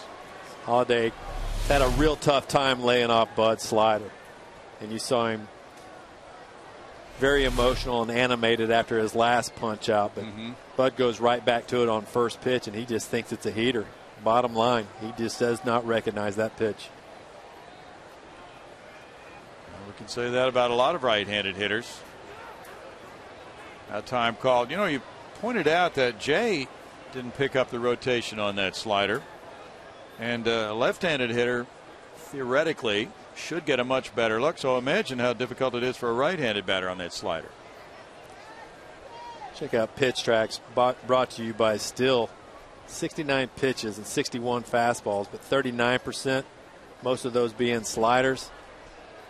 It's a pretty good ratio for Bud. When he keeps his ratio above 60% using his heater, moving it in and out, it keeps guys off balance. Well, when Bud first came to the big leagues, the Cardinals got a look at him in 2009. In August in St. Louis, it was his first major league start. He no-hit them through 5, and he beat Adam Wainwright 2-0. Pitched 7 innings of two-hit shutout ball. That's a good stop by Castro. And then in September of 2009, the next time he faced them, he beat them 3-0 with 6 more shutout innings. Cardinals could have clinched a playoff spot in that game. So he established himself very early as a nemesis. He was 4-0 against them after his first 4 meetings with St. Louis. Tony La Russa used to talk about, we knew how good this guy was before everybody else. He says, for some reason, some of the other teams are getting to this guy, but we have no chance. Foul back. And last year, he faced them 4 times. And in June here in Houston against Garcia, he had a no-hitter through 7 2/3. Lance Berkman, of course, broke it up with a homer. And that was the only hit and run he allowed in 8 innings in a 4-1 win against them last year. Well, he certainly has the stuff to go out there and do that on a daily basis. Good stop that time by Castro. There's not many pitchers in the major leagues who are as good against teams when he's ahead in the count. Now, Bud's problem comes once he starts getting behind in the count, because the majority of his pitches are pretty hard and guys can start setting on one speed. But when he gets ahead of guys, he can wipe them out.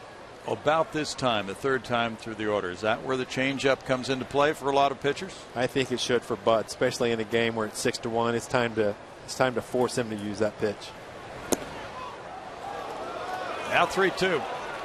Holiday laid off a close one that time. Bud's had only a couple of 3-ball counts tonight.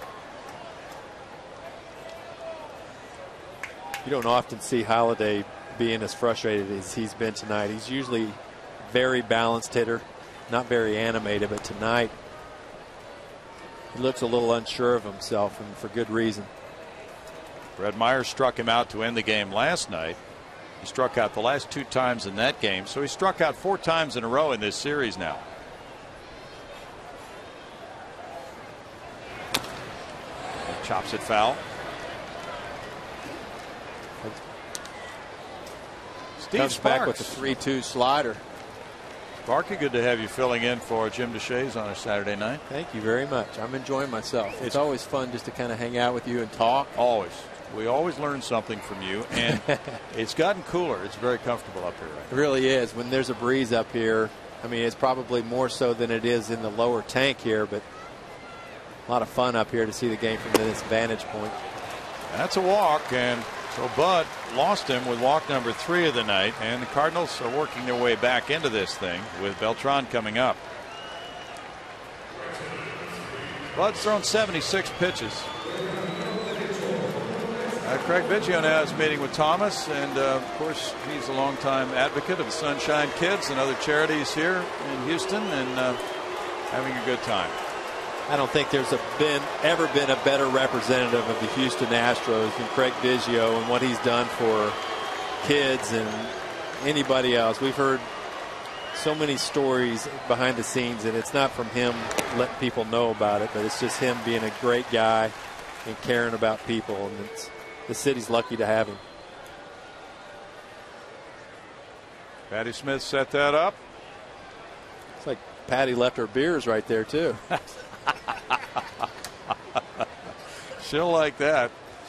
Carlos Beltran with an RBI single in the first has driven in the Redbirds' run tonight. Patty's triple fisting tonight. Patty's getting ready for graduation herself, I believe. 1 ball, 1 strike. She is. We've talked about our daughters frequently, and throughout their maturation process, she's been a good sounding board.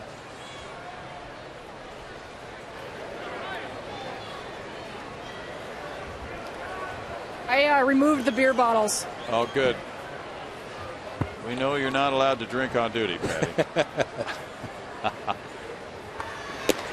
Beltran takes a strike, 1 and 2. Well, we were talking about your advice to Steve, Patty, on raising daughters, and so we know you guys have collaborated on several things over the years. When's your big night? Your big graduation night? My big graduation night is May 29th. Okay. And yes, Steve and I, many a long Astros games talking about the trials and tribulations of graduating daughters. Yeah. And notice the beer bottles have all been removed from the area. Popped up. Castro off with the mask. Ooh, the wind. Craig didn't want to give the wrong impression back there. Patty?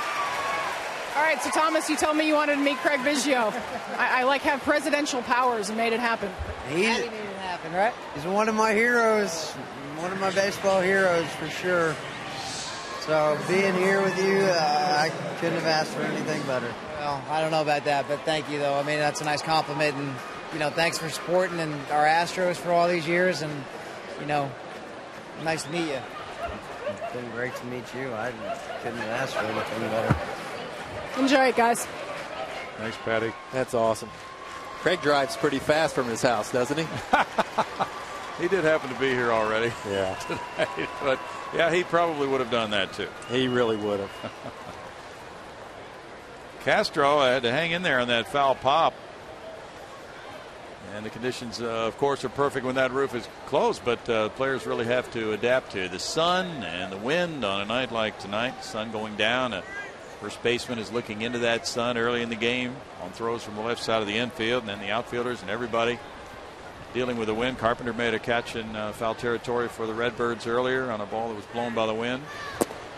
Good slider there on Freeze.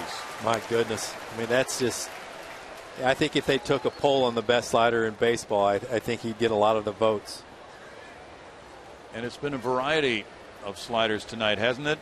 From Bud as far as the speeds and the break. He does, but the one thing that I love that he does, and Brad Lidge did the same thing, a lot of times guys get around that pitch, and you can see that skinny part of the wrist when he's throwing that pitch. Bud stays behind it so well that it looks like he's throwing a fastball because they see the fat part of his wrist. It's a little bit wider, and he gets over that pitch, and that's why they get so much depth, him and Brad Lidge in his prime, and get so many swing and misses and guys not recognizing that pitch. 82 pitches for Bud. 53 have been strikes. I'd like to see him get deep into this game. Day game coming tomorrow, so with Brad Mills. 2 balls and a strike. The Astros bullpen was magnificent last night, working 3 2/3 innings of scoreless baseball. Lucas Harrell got the win. He went 5 1/3. Wilton Lopez is at it again, and he was terrific last night with a hitless inning, striking out 2. He sure was. Very impressive. His sinker, I mean, that's just what the doctor ordered late in the ball game.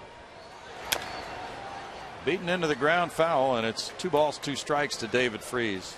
I do worry about the Astros bullpen from time to time with the lack of complete games by the starters since 2010. They've only had 5 complete games, and 4 of those are from the Astros closer, Brett Myers. I think the other one was Wandy, but I'd like to see these guys start getting into the 7th, 8th, and 9th inning a little bit more frequently and slow down the innings by the bullpen. Al Roboski provided a trivia question for us tonight. All right. Regarding complete games and St. Louis Cardinals baseball. We'll get to it in a minute. Freese taps it foul. Bob Gibson won 251 games in his career. How many complete games did he throw? 253. He won 251 games. 251. Wow. How many complete games do you think he threw? Let's say 150. 255. Wow. Is that crazy? That is crazy. I couldn't do that in Stratomatic. Oh, good line.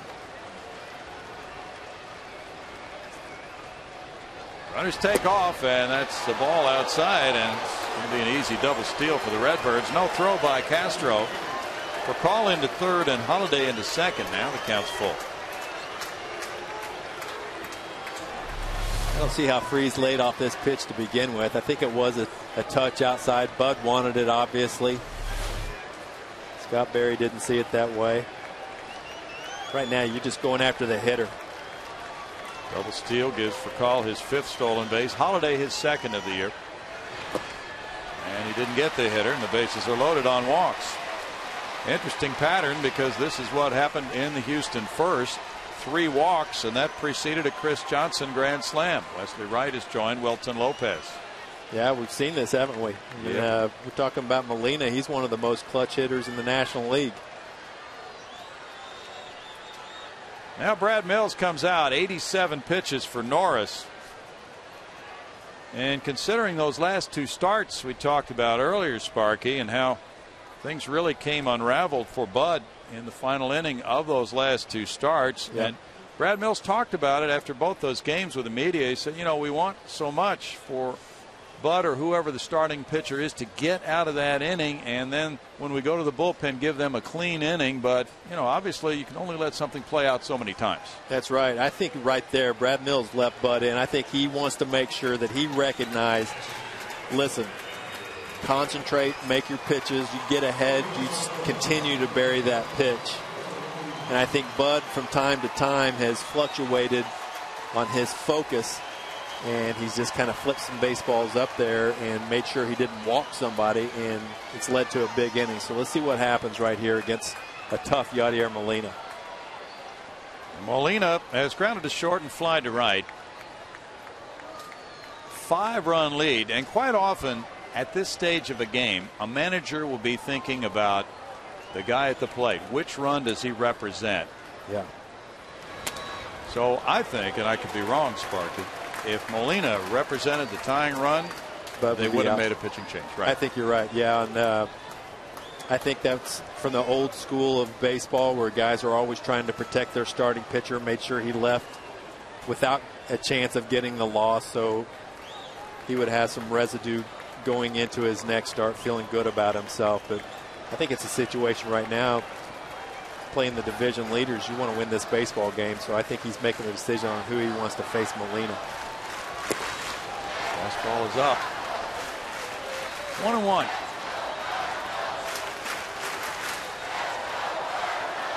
This is a big at bat for Bud. He's had 2 or 3 situations just like this earlier this year, and it hasn't turned out so well for him. Good chance to go out there and earn that win. At times he's battled mechanics. His left shoulder's been flying open a little bit, and you can relate to all those things. Sure. Legs get tired. Made a pitch there. 1-2. Molina not too happy with that pitch, but good pitch selection and fastball low and away. Looked like the height was iffy in the lower portion of the kneecaps, and good reception by Jason Castro to make it appear better than it was. Borderline call, as you see, and that difference is huge between 2-1 and 1-2 in the count. Pitch tracks from Steele doesn't lie, does it? Never. Little tap to shortstop. He got it on the slider for the force play to get out of bases loaded, trouble in the 6th. And Brad Mills gets results, leaving Bud Norris in 6-1 Houston.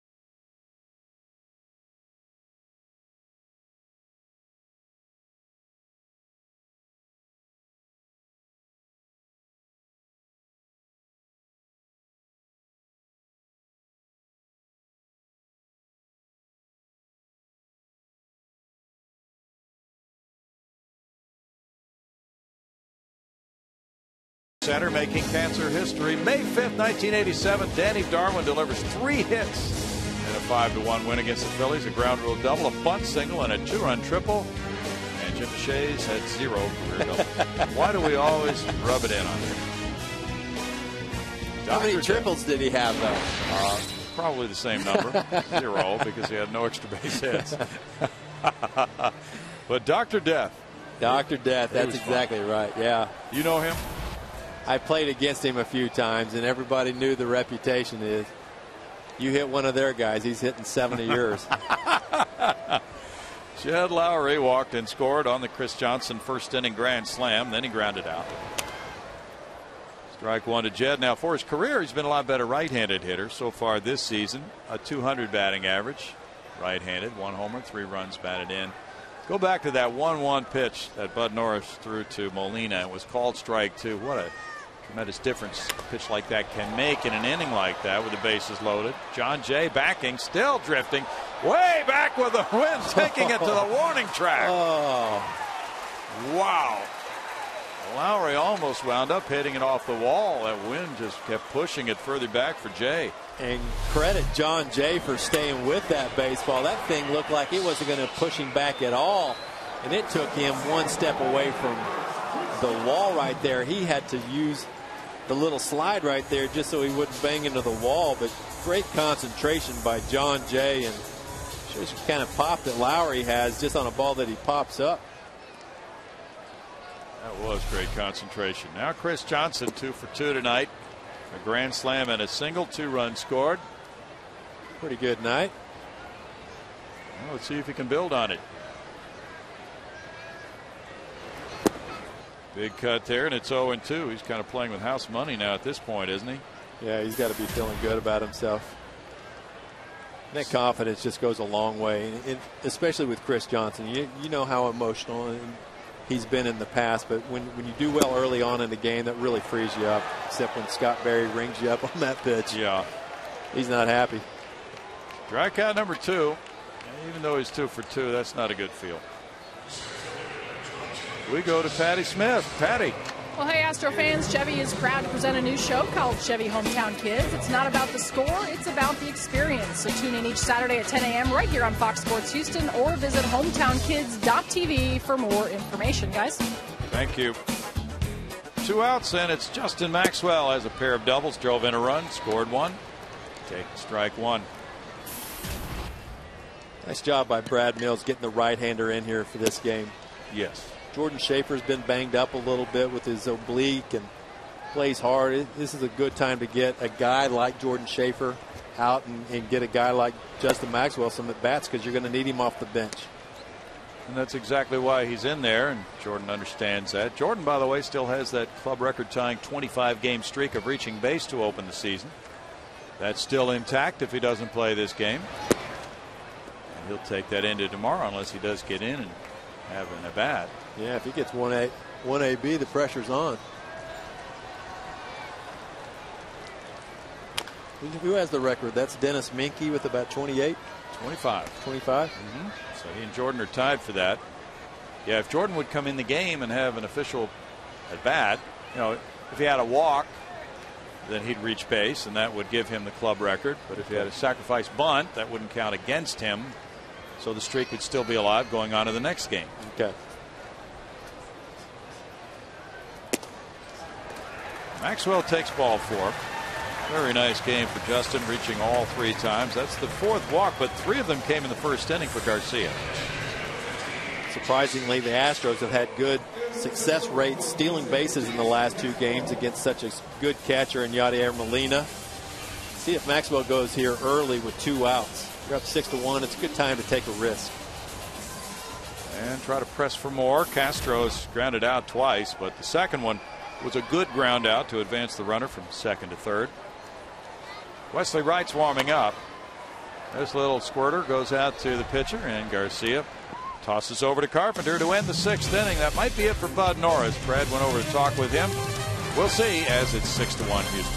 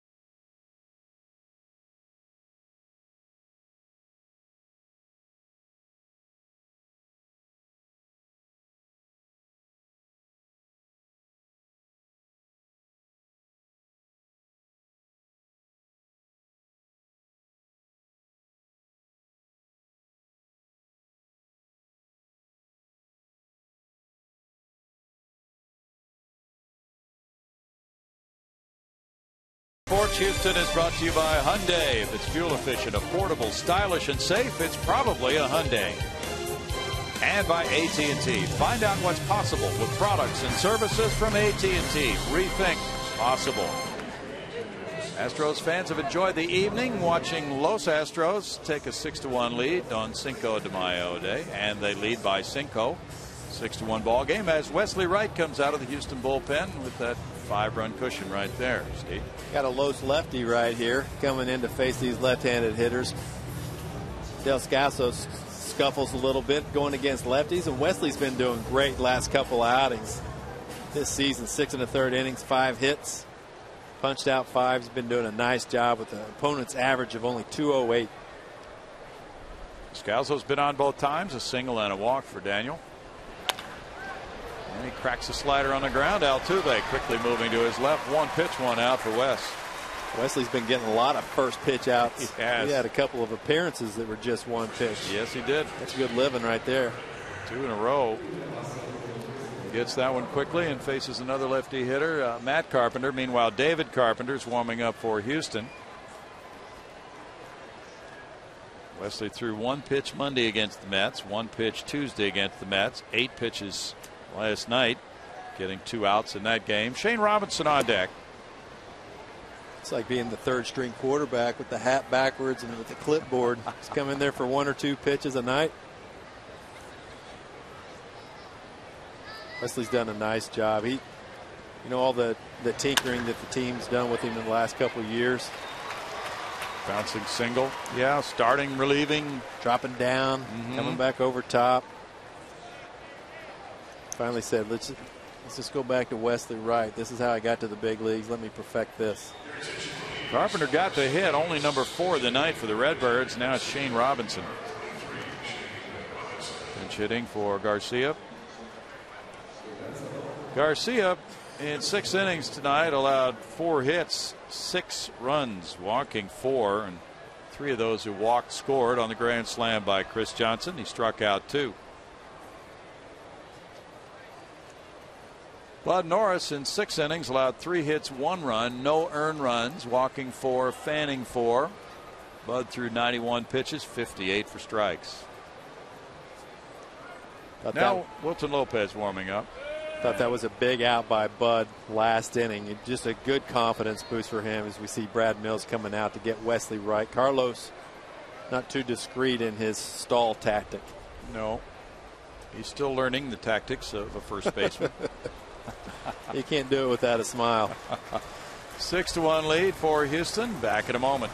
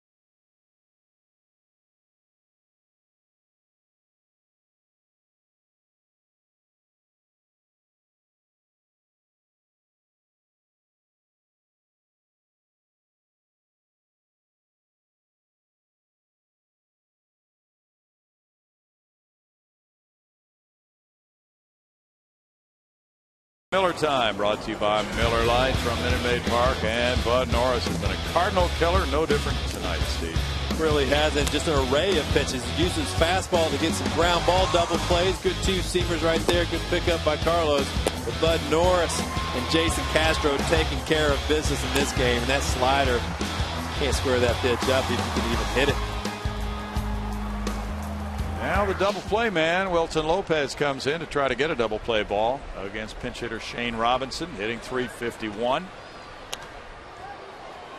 Fouls it back for strike one. I think Wilton Lopez could tell the hitter what was coming, and they couldn't square it up. Good late action on his two-seam fastball. Doesn't have to overthrow. He's realized that in the last couple years. The harder he tries to throw, he throws it through that sink, elevates it a little bit. When he just lets his arm catch up and throw it downhill, he's money. As Johnson backs up at third, there's strike two. Now Wilton had the ball darting last night.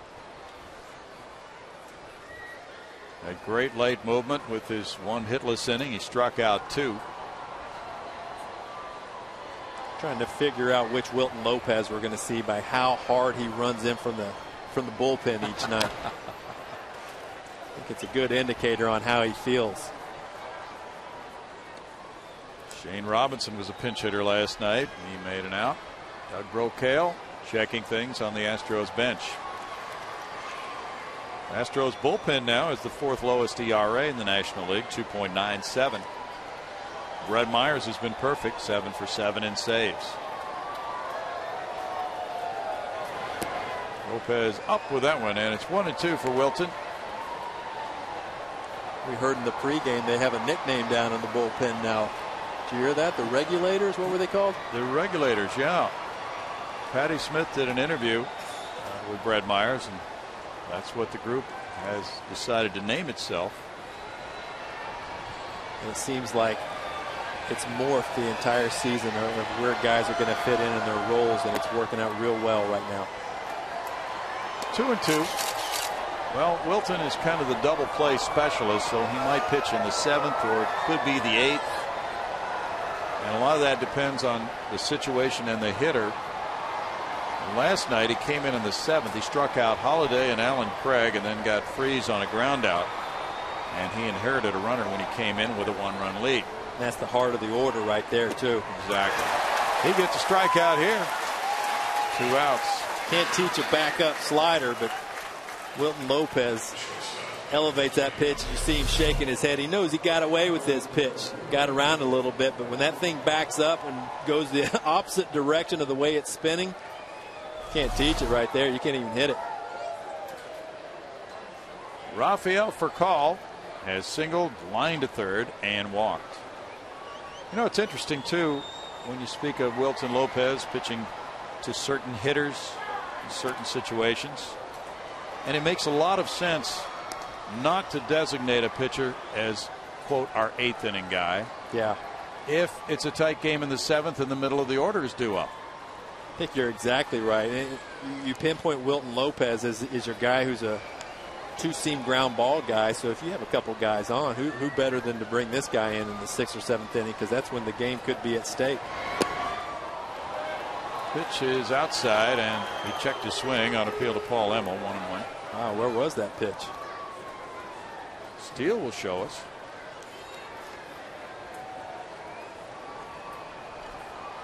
How about that? That was outside. Sure was. Sometimes that camera angle from center field is a little deceiving. Got a nice tight shot in here. Look at that. 1-2. A lot of movement from Wilton Lopez. Doesn't even look like he's trying. You look at the radar gun, it says 93, and it looks like he's just playing catch, Bill. Yeah, he's really a key man in the scheme of things in that bullpen because of the movement that he gets and the fact that he can pitch so often. 73 appearances last year. Yeah. Can't replace those guys. Yeah, we focus so much on closers, but getting to them is so important. Backhanded Lowry gets it onto Altuve on the run for the force play at second. And Lopez stops the Cardinals here in the 7th. No runs a hit and a man left. It's 6-1 Los Astros.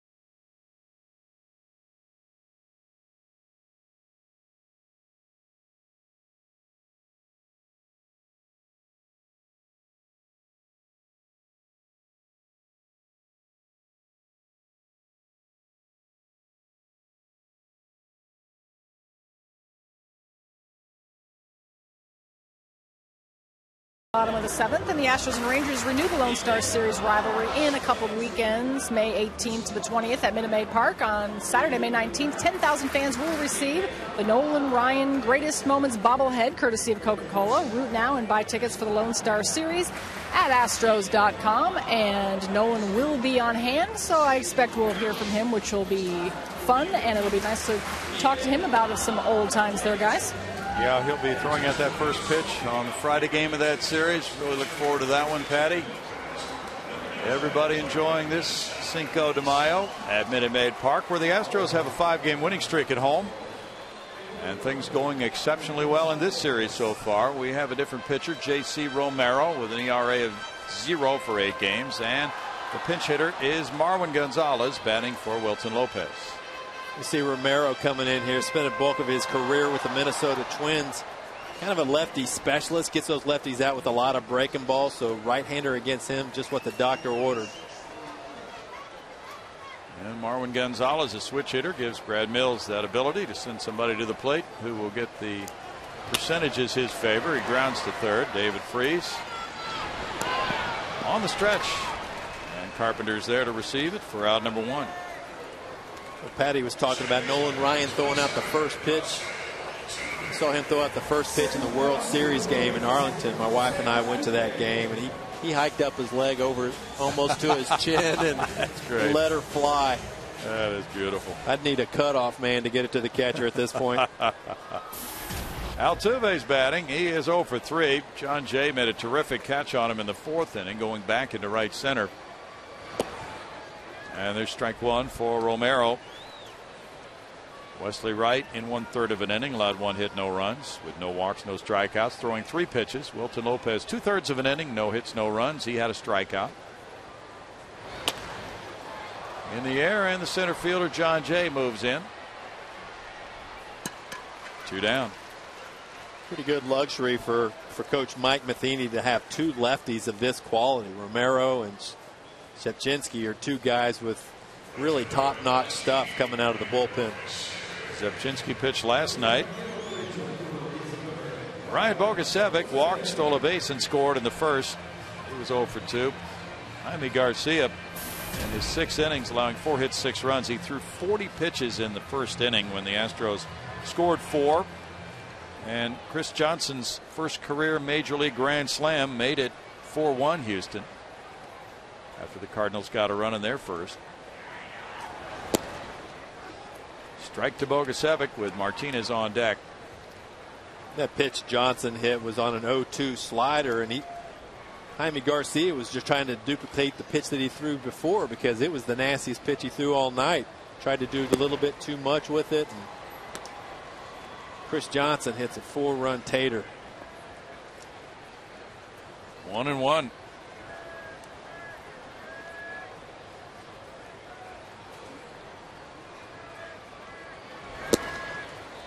1 ball, 2 strikes. The Astros rank pretty low in home runs in the National League, but they have homered in 6 straight games now. However, it's how many men were on base and when was the home run hit, more than the number that's important. Bogusevic strikes out. That is quite an inning for Romero in 1-2-3 fashion, very quick, and after 7 it's 6-1 Houston.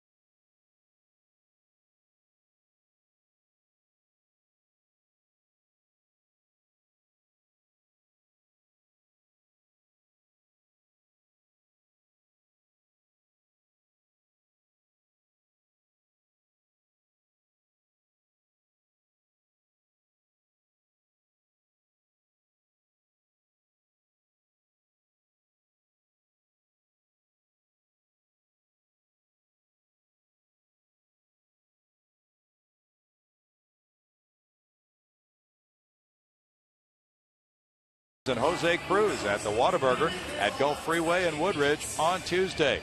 They'll be signing autographs from 11 to noon. And while you're there, register to win the ultimate What a Fan experience, which includes autographed memorabilia, sweet tickets, and a chance to throw out a first pitch. You can even throw out a knuckleball, and Steve Sparks might help you with that. If I could, I'd be out there. Yeah. So JD's out in left field, and David Carpenter, pitcher number 4 of the night for the Astros, has come out of the bullpen. Former Cardinal farmhand, a converted catcher. He's 0-1 with a 2.53 earned run average. Yeah, and tossed a scoreless inning on Wednesday versus the Mets. Held right-handed hitters to a 192 average this year. Been awfully tough. One of those components Brad Mills loves to use in late inning situations for the Astros. Cinco de Mayo, and they're enjoying it. John Jay, the batter, 0 for 3. Here's a trivia question, Brownie. Is that Independence Day of Mexico? Is that what they... Boods is shaking his head no. It is no. September 16th would be the Mexican Independence Day. Okay. This is to commemorate, Cinco de Mayo is to commemorate the Battle of Puebla, where the Mexican army kind of defeated the French army that came in outmanning the Mexican army. It was kind of an underdog type of situation, and they like to celebrate that. Well, good history lesson. John Jay smacked a single through the left side. That's hit number 5 for the Redbirds. They've all been singles. It's quite a night for the Houston pitching staff. Not over, though, as Matt Holliday steps up. He's 0 for 2 with a pair of strikeouts and drew a walk. Just glad that Bud Norris is out. Yeah, Bud really took him to school. There's strike 1. Yet he gets another slider from Carpenter. Castro's might wear one from Holliday here in a minute. Yeah. He keeps getting sliders. Yeah, Norris isn't in the game, but Castro is, and he knows what's been working. Steve Sparks joining us on a Saturday night, and Jim DeShays will be back tomorrow. Graduation night for one of his daughters. Where was she graduating from? From Southwestern. That's what I thought. Georgetown. Yep. Molly. So happy graduation, Molly. Absolutely. 23,633 here tonight. Enjoying beautiful weather out here. This is a great time of year in Houston. Little guy gets a souvenir.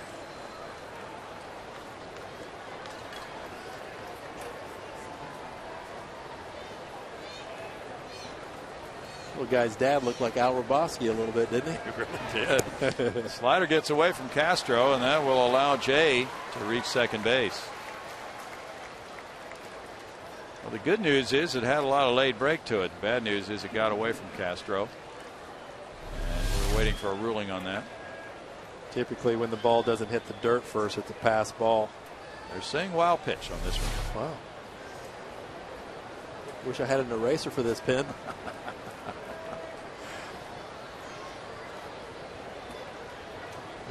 You'll trade advancement for outs at this point of the game. Yes.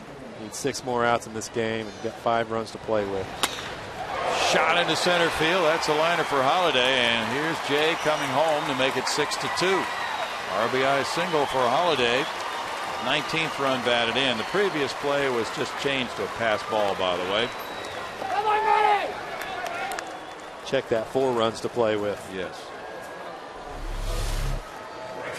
Another slider. Right down the middle. Matt Holliday knows what to do with the pitch down the middle, and he took out a little aggression and almost decapitated David Carpenter. Sure did. He hit that ball with malice, Sparky. Really did. You could see the grimace on his face as he accelerated through that ball. Now Carlos Beltran, he drove in the Cardinal run in the first inning. He's 1 for 3. 6 hits for the Redbirds, 4 for the Astros. Strange game that way, and there's strike 1 with Fernando Abad warming up. And Fernando Rodriguez battling Fernando's in the Astros bullpen. There you go. They've been wearing Carlos Beltran out on the inside corner this entire game. See if they continue to go in there. Ooh. Slider looks like he's trying to cheat. I think that's why he offered at that pitch by Carpenter. He doesn't swing at a lot of pitches in the dirt. I think he was trying to cheat on a fastball in and just committed a little too early. Just looking inside, see if they can burn him away.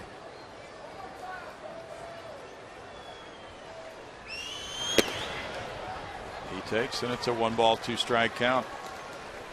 That's a situation. You see a guy trying to come inside, and he tries to come in by taking his head and his shoulder and everything else toward that corner. And that usually makes your arm go in the opposite direction. The pitch bleeds out over the plate. You just got to keep your head still and let your hand throw that pitch over there.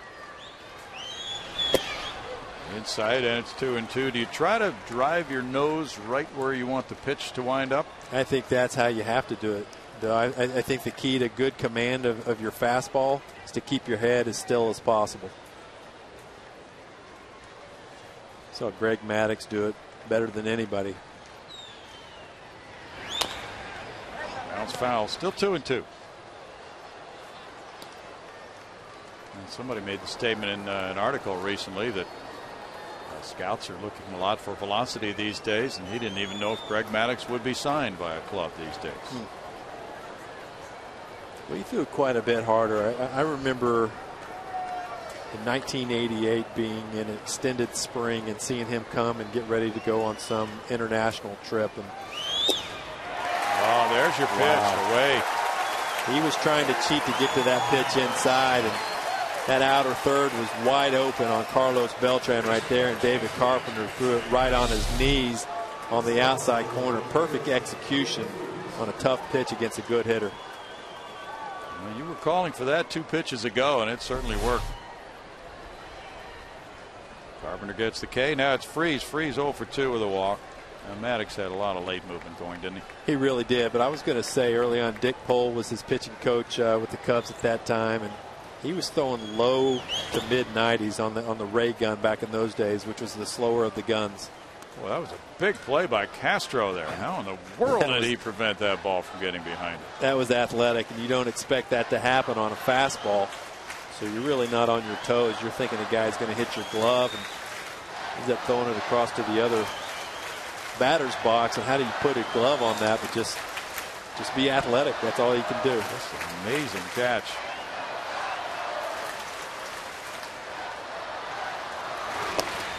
It's in the zone, and it's 1 ball, 1 strike. Milwaukee lost today at San Francisco 5-2. The Astros can break a 3rd-place tie with the Brewers by winning this one. How about that? Madison Bumgarner going to 5-1 for the Giants. His ERA is 2.31. Ryan Braun hit his 8th homer. To center field. Maxwell turning, and he makes the catch. What you're looking for, outs right there, just challenging guys. Make sure that they put the ball in play. You don't want any extra base runners. Carpenter goes right at David Freese, and he puts a charge in it, but Maxwell playing pretty deep right there, trying to keep everything in front of him, makes an easy play. Yadier Molina comes up. 0 for 3. One of the big outs in the game was when Molina batted in the 6th inning with the bases loaded against Bud Norris. After a visit to the mound by Brad Mills, Bud was able to get Molina to bounce into a force play. Mitchell Boggs is warming up for St. Louis. Slider tapped off the end of the bat. Lowry's there, tossing to Altuve for the force. And the Cardinals get a run on 2 hits and leave a man. The Astros lead it 6-2 in the 8th.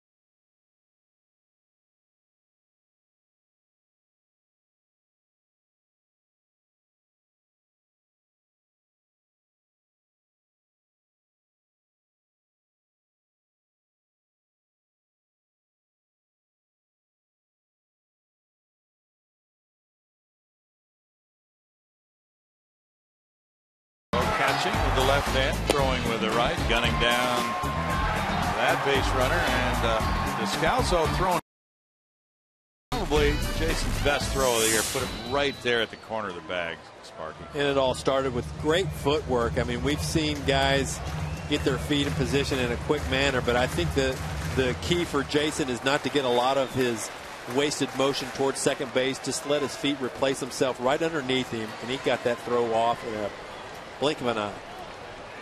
JD Martinez looks at strike one. And Ariel Del Rosario is warming up in the Astros bullpen. He hasn't pitched yet since joining the club. What are we going right there, Brownie? Little Beatles? Not sure. Yeah, it might be a little Beatles action. We had the air guitar contest. So it looks like a holdover from that. 1 ball, 1 strike. They were showing on the scoreboard a lot of the kids up there, and about half of them had blue mouths from the cotton candy. Take them about a week and a half to get that out.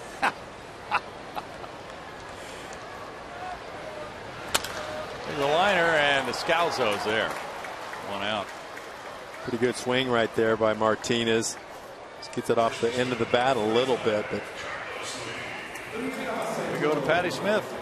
Well, if you're hitting the road, be sure to take the Astros with you this season. Subscribe to MLB.tv today to see every Astros out-of-market game live online and on your favorite devices in HD quality. Visit Astros.com to order and get more details. MLB.tv, baseball everywhere. Bill? Thanks, Patty. Here's Carlos Lee, 0 for 2 with a walk and a run scored. Looking at ball 1. The Astros have not had a hit since the 4th. They've been out hit by the Birds 6-4 tonight. All the Cardinals' hits have been singles. The Astros have a grand slam homer and a pair of doubles. To right field. And Carlos Lee bounces one that reaches the seats. Opposite field double for Carlos. Number 4 of the year. I see how you work, Brownie. You talk about no hits since the 4th inning, and I see how it works. I didn't know that. That one surprised me, though, the way it carried. Boy, he got good extension through that pitch and good finish for a ball that goes to the right field. That's almost like a left-hander pulled that ball. Yes. He's seen Romero quite a bit when he was in that same division with the Twins when he was with the White Sox. So he knew what to look for. He was lying in the weeds. And they were very happy he went that way. Jed Lowry's 0 for 2 with a walk. His 7-game hitting streak's on the line. Strike 1 for Jed. Pretty patient hitter right here. Heard a lot about this guy in Boston about being a doubles machine. Didn't know he had this kind of plate discipline, though, and I think it's rubbed off on a lot of these Astros. He has 13 walks, 14 strikeouts for the year. That one goes foul. Jed, for his career coming into this season, had 89 walks, 173 strikeouts, so he has really stepped it up. Kid's got the Kurt Rambis thing going on. He sure does. How happy he is. Those souvenirs go a long way, don't they? They really do.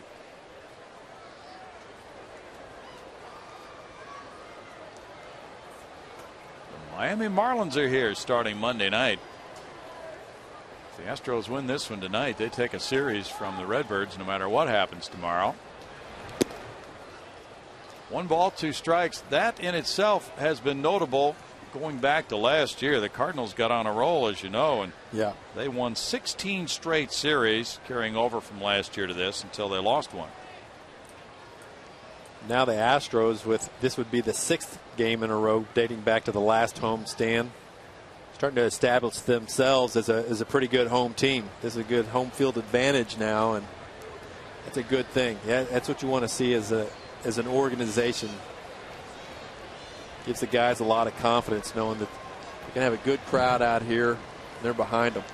Last year the Astros were 31-50 at home. Pretty dismal. So this team is setting an entirely different tone in a lot of ways. Sure are. Bouncer goes foul. You know, after the game last night, one of the quotes from Kyle Loesch, who was the losing pitcher, is one that's fallen into line with several that we've read in the last 10 days or so from opposing starting pitchers who have faced the Astros saying, you know, those guys battled me a lot tougher than they did last year. Yeah. Matheny said the same thing to me in his office earlier. He said, this is a different team. He said, they've got some guys who have a game plan when they go up to the plate, and that starts in the on-deck circle, and they'll battle you every pitch of the way. Well, Lowry came up with that kind of thinking in the Boston organization. And Brad Mills talked about it. He was, of course, a coach with the Red Sox. That is a part of their culture. They go deep into counts. They draw a lot of walks. So part of it is having different players like Lowry on the team, and part of it is the improvement over the players who were here. And as opposing pitcher, I mean, you know you have your work cut out for you before the game even starts. Lowry to left field. He puts that one in the air, and Holiday goes back at the wall, and Lowry bangs one off the wall and kicks back, and Carlos Lee's around third to score. That makes it 7-2. RBI double for Lowry in an 8-game hitting streak. He almost got it up into the boxes. He could have been swinging right in the middle of a silo and knocked it out of there. That thing went straight up. Had no idea whether or not Holiday would have caught this baseball. And it just scraped the top of it. I'm surprised a fan didn't put a paw on it. And Furcal was a little bit late, to be honest. Hit the top of the wall. Oh. That might have hit the green handrail, Brownie. Uh-huh. May have a little look-see. That should be a home run if it hit the railing above the yellow line, and that's what we're hearing. But that would have to be challenged by the Astros, and they may not realize that from their dugout. You know somebody's coming in from the clubhouse letting them know right now that Bill Brown said that hit the railing. Well, it did. And so technically, if that's reviewed by the umpires and they see it that way, it's going to be overturned. And here comes Brad Mills right now, headed out for Jerry Meals, the crew chief. So we'll be back to revisit that in just a moment. And the Astros have added to their lead. It's 7-2 Houston.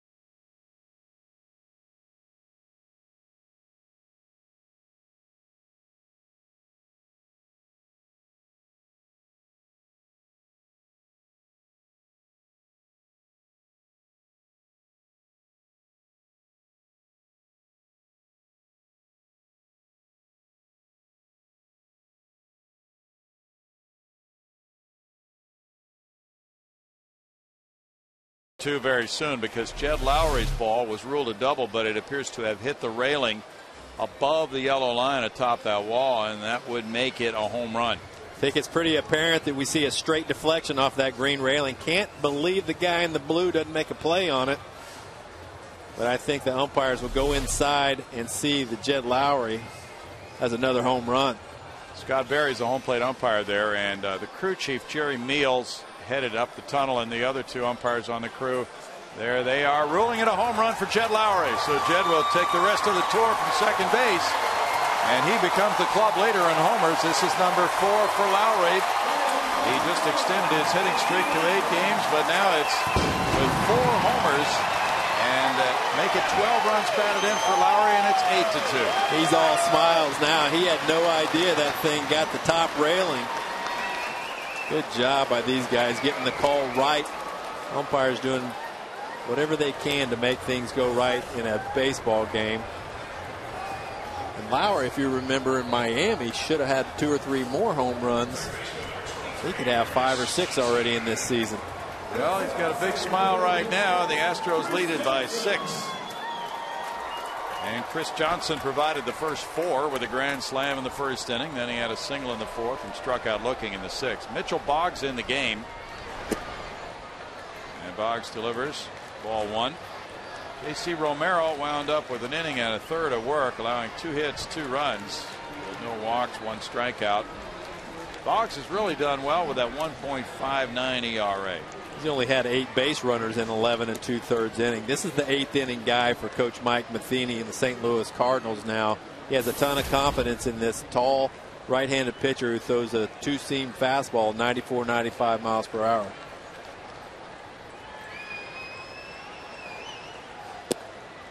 And he hits a corner with it. It's 1-2 to CJ. Justin Maxwell on deck.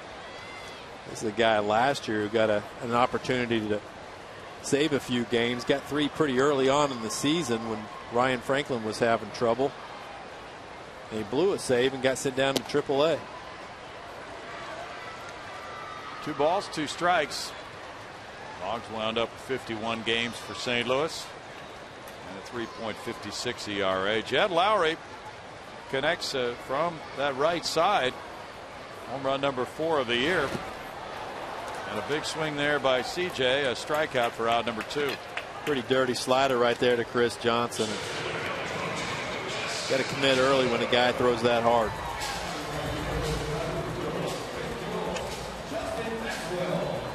So Jed, that was his 2nd home run batting right-handed this season. Here it is. That's what's impressive about this guy. You just don't see deficiencies in him from one side of the plate to the other. I mean, I know it's early on, but he looks tough on both sides. Maxwell, who has a perfect night going, fouls it back. Justin has a pair of doubles, an RBI, a run scored, and a walk. Yeah, Jed, in his career, has hit about 100 points higher as a right-handed batter. So far this season, quite a bit better left-handed. That's a very good sign for Astros fans. It really is, because you're going to face a majority of right-handed pitchers. That's the side you want him to be better at. 1-1. Boggs made his debut in Houston in 08. Mitchell's from Dalton, Georgia, and the University of Georgia. And he pitched in the College World Series in 04. He was a quarterback at UT Chattanooga. Wow. 2 balls and a strike. 5th round pick of the Birds in 05. See if Maxwell looks for a fastball inner third right here. Molina wants it outside. See if it bleeds back to the middle. David Freese takes the throw to get the speeding Maxwell, and it's 2 runs, 2 hits. The Astros play long ball for the 2nd time tonight. Lowry gets it out, and it's 8-2 Houston after 8.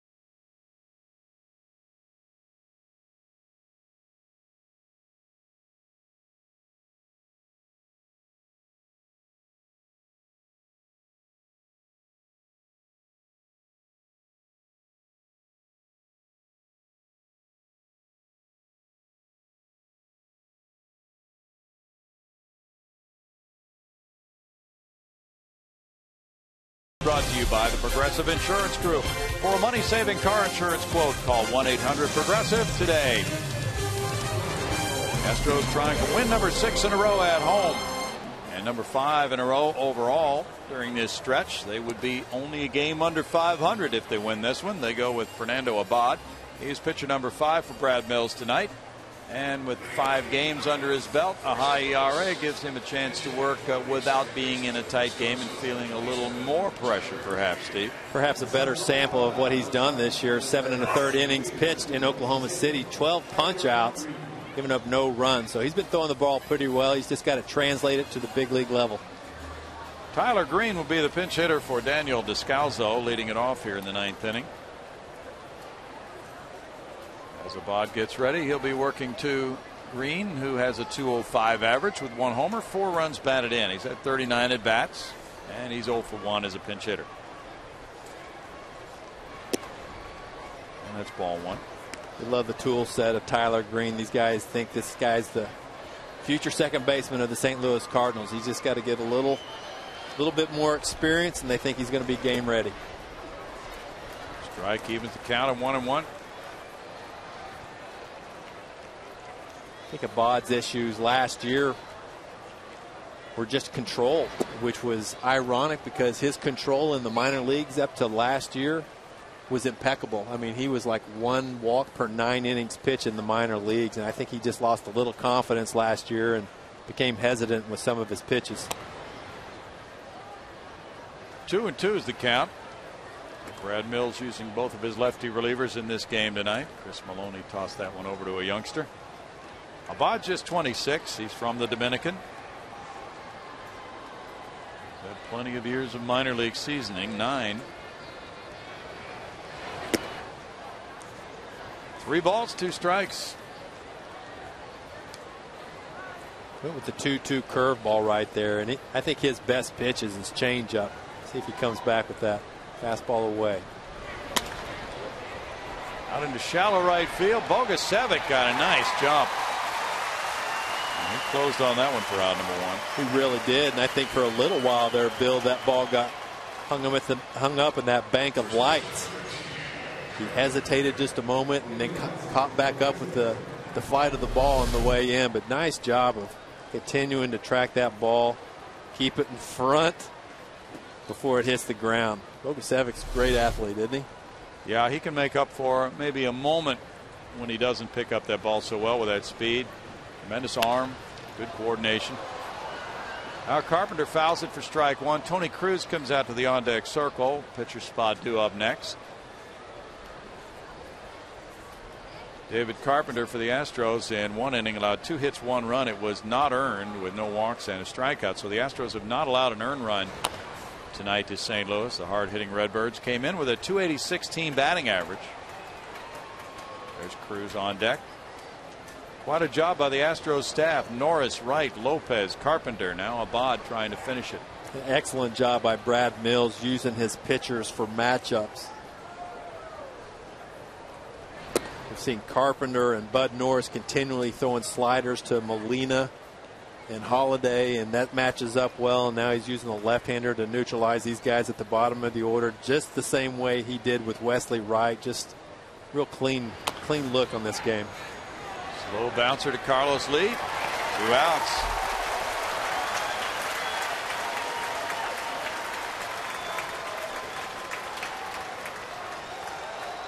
And it's going to be Tony Cruz now.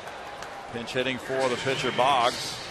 Boggs in 2/3 of an inning. Allowed no hits, no runs, with no walks, 1 strikeout. Cruz, a backup catcher, has an .067 average. He's 1 for 15. Good night for Astros fans here on Cinco de Mayo, watching the Los Astros uniforms.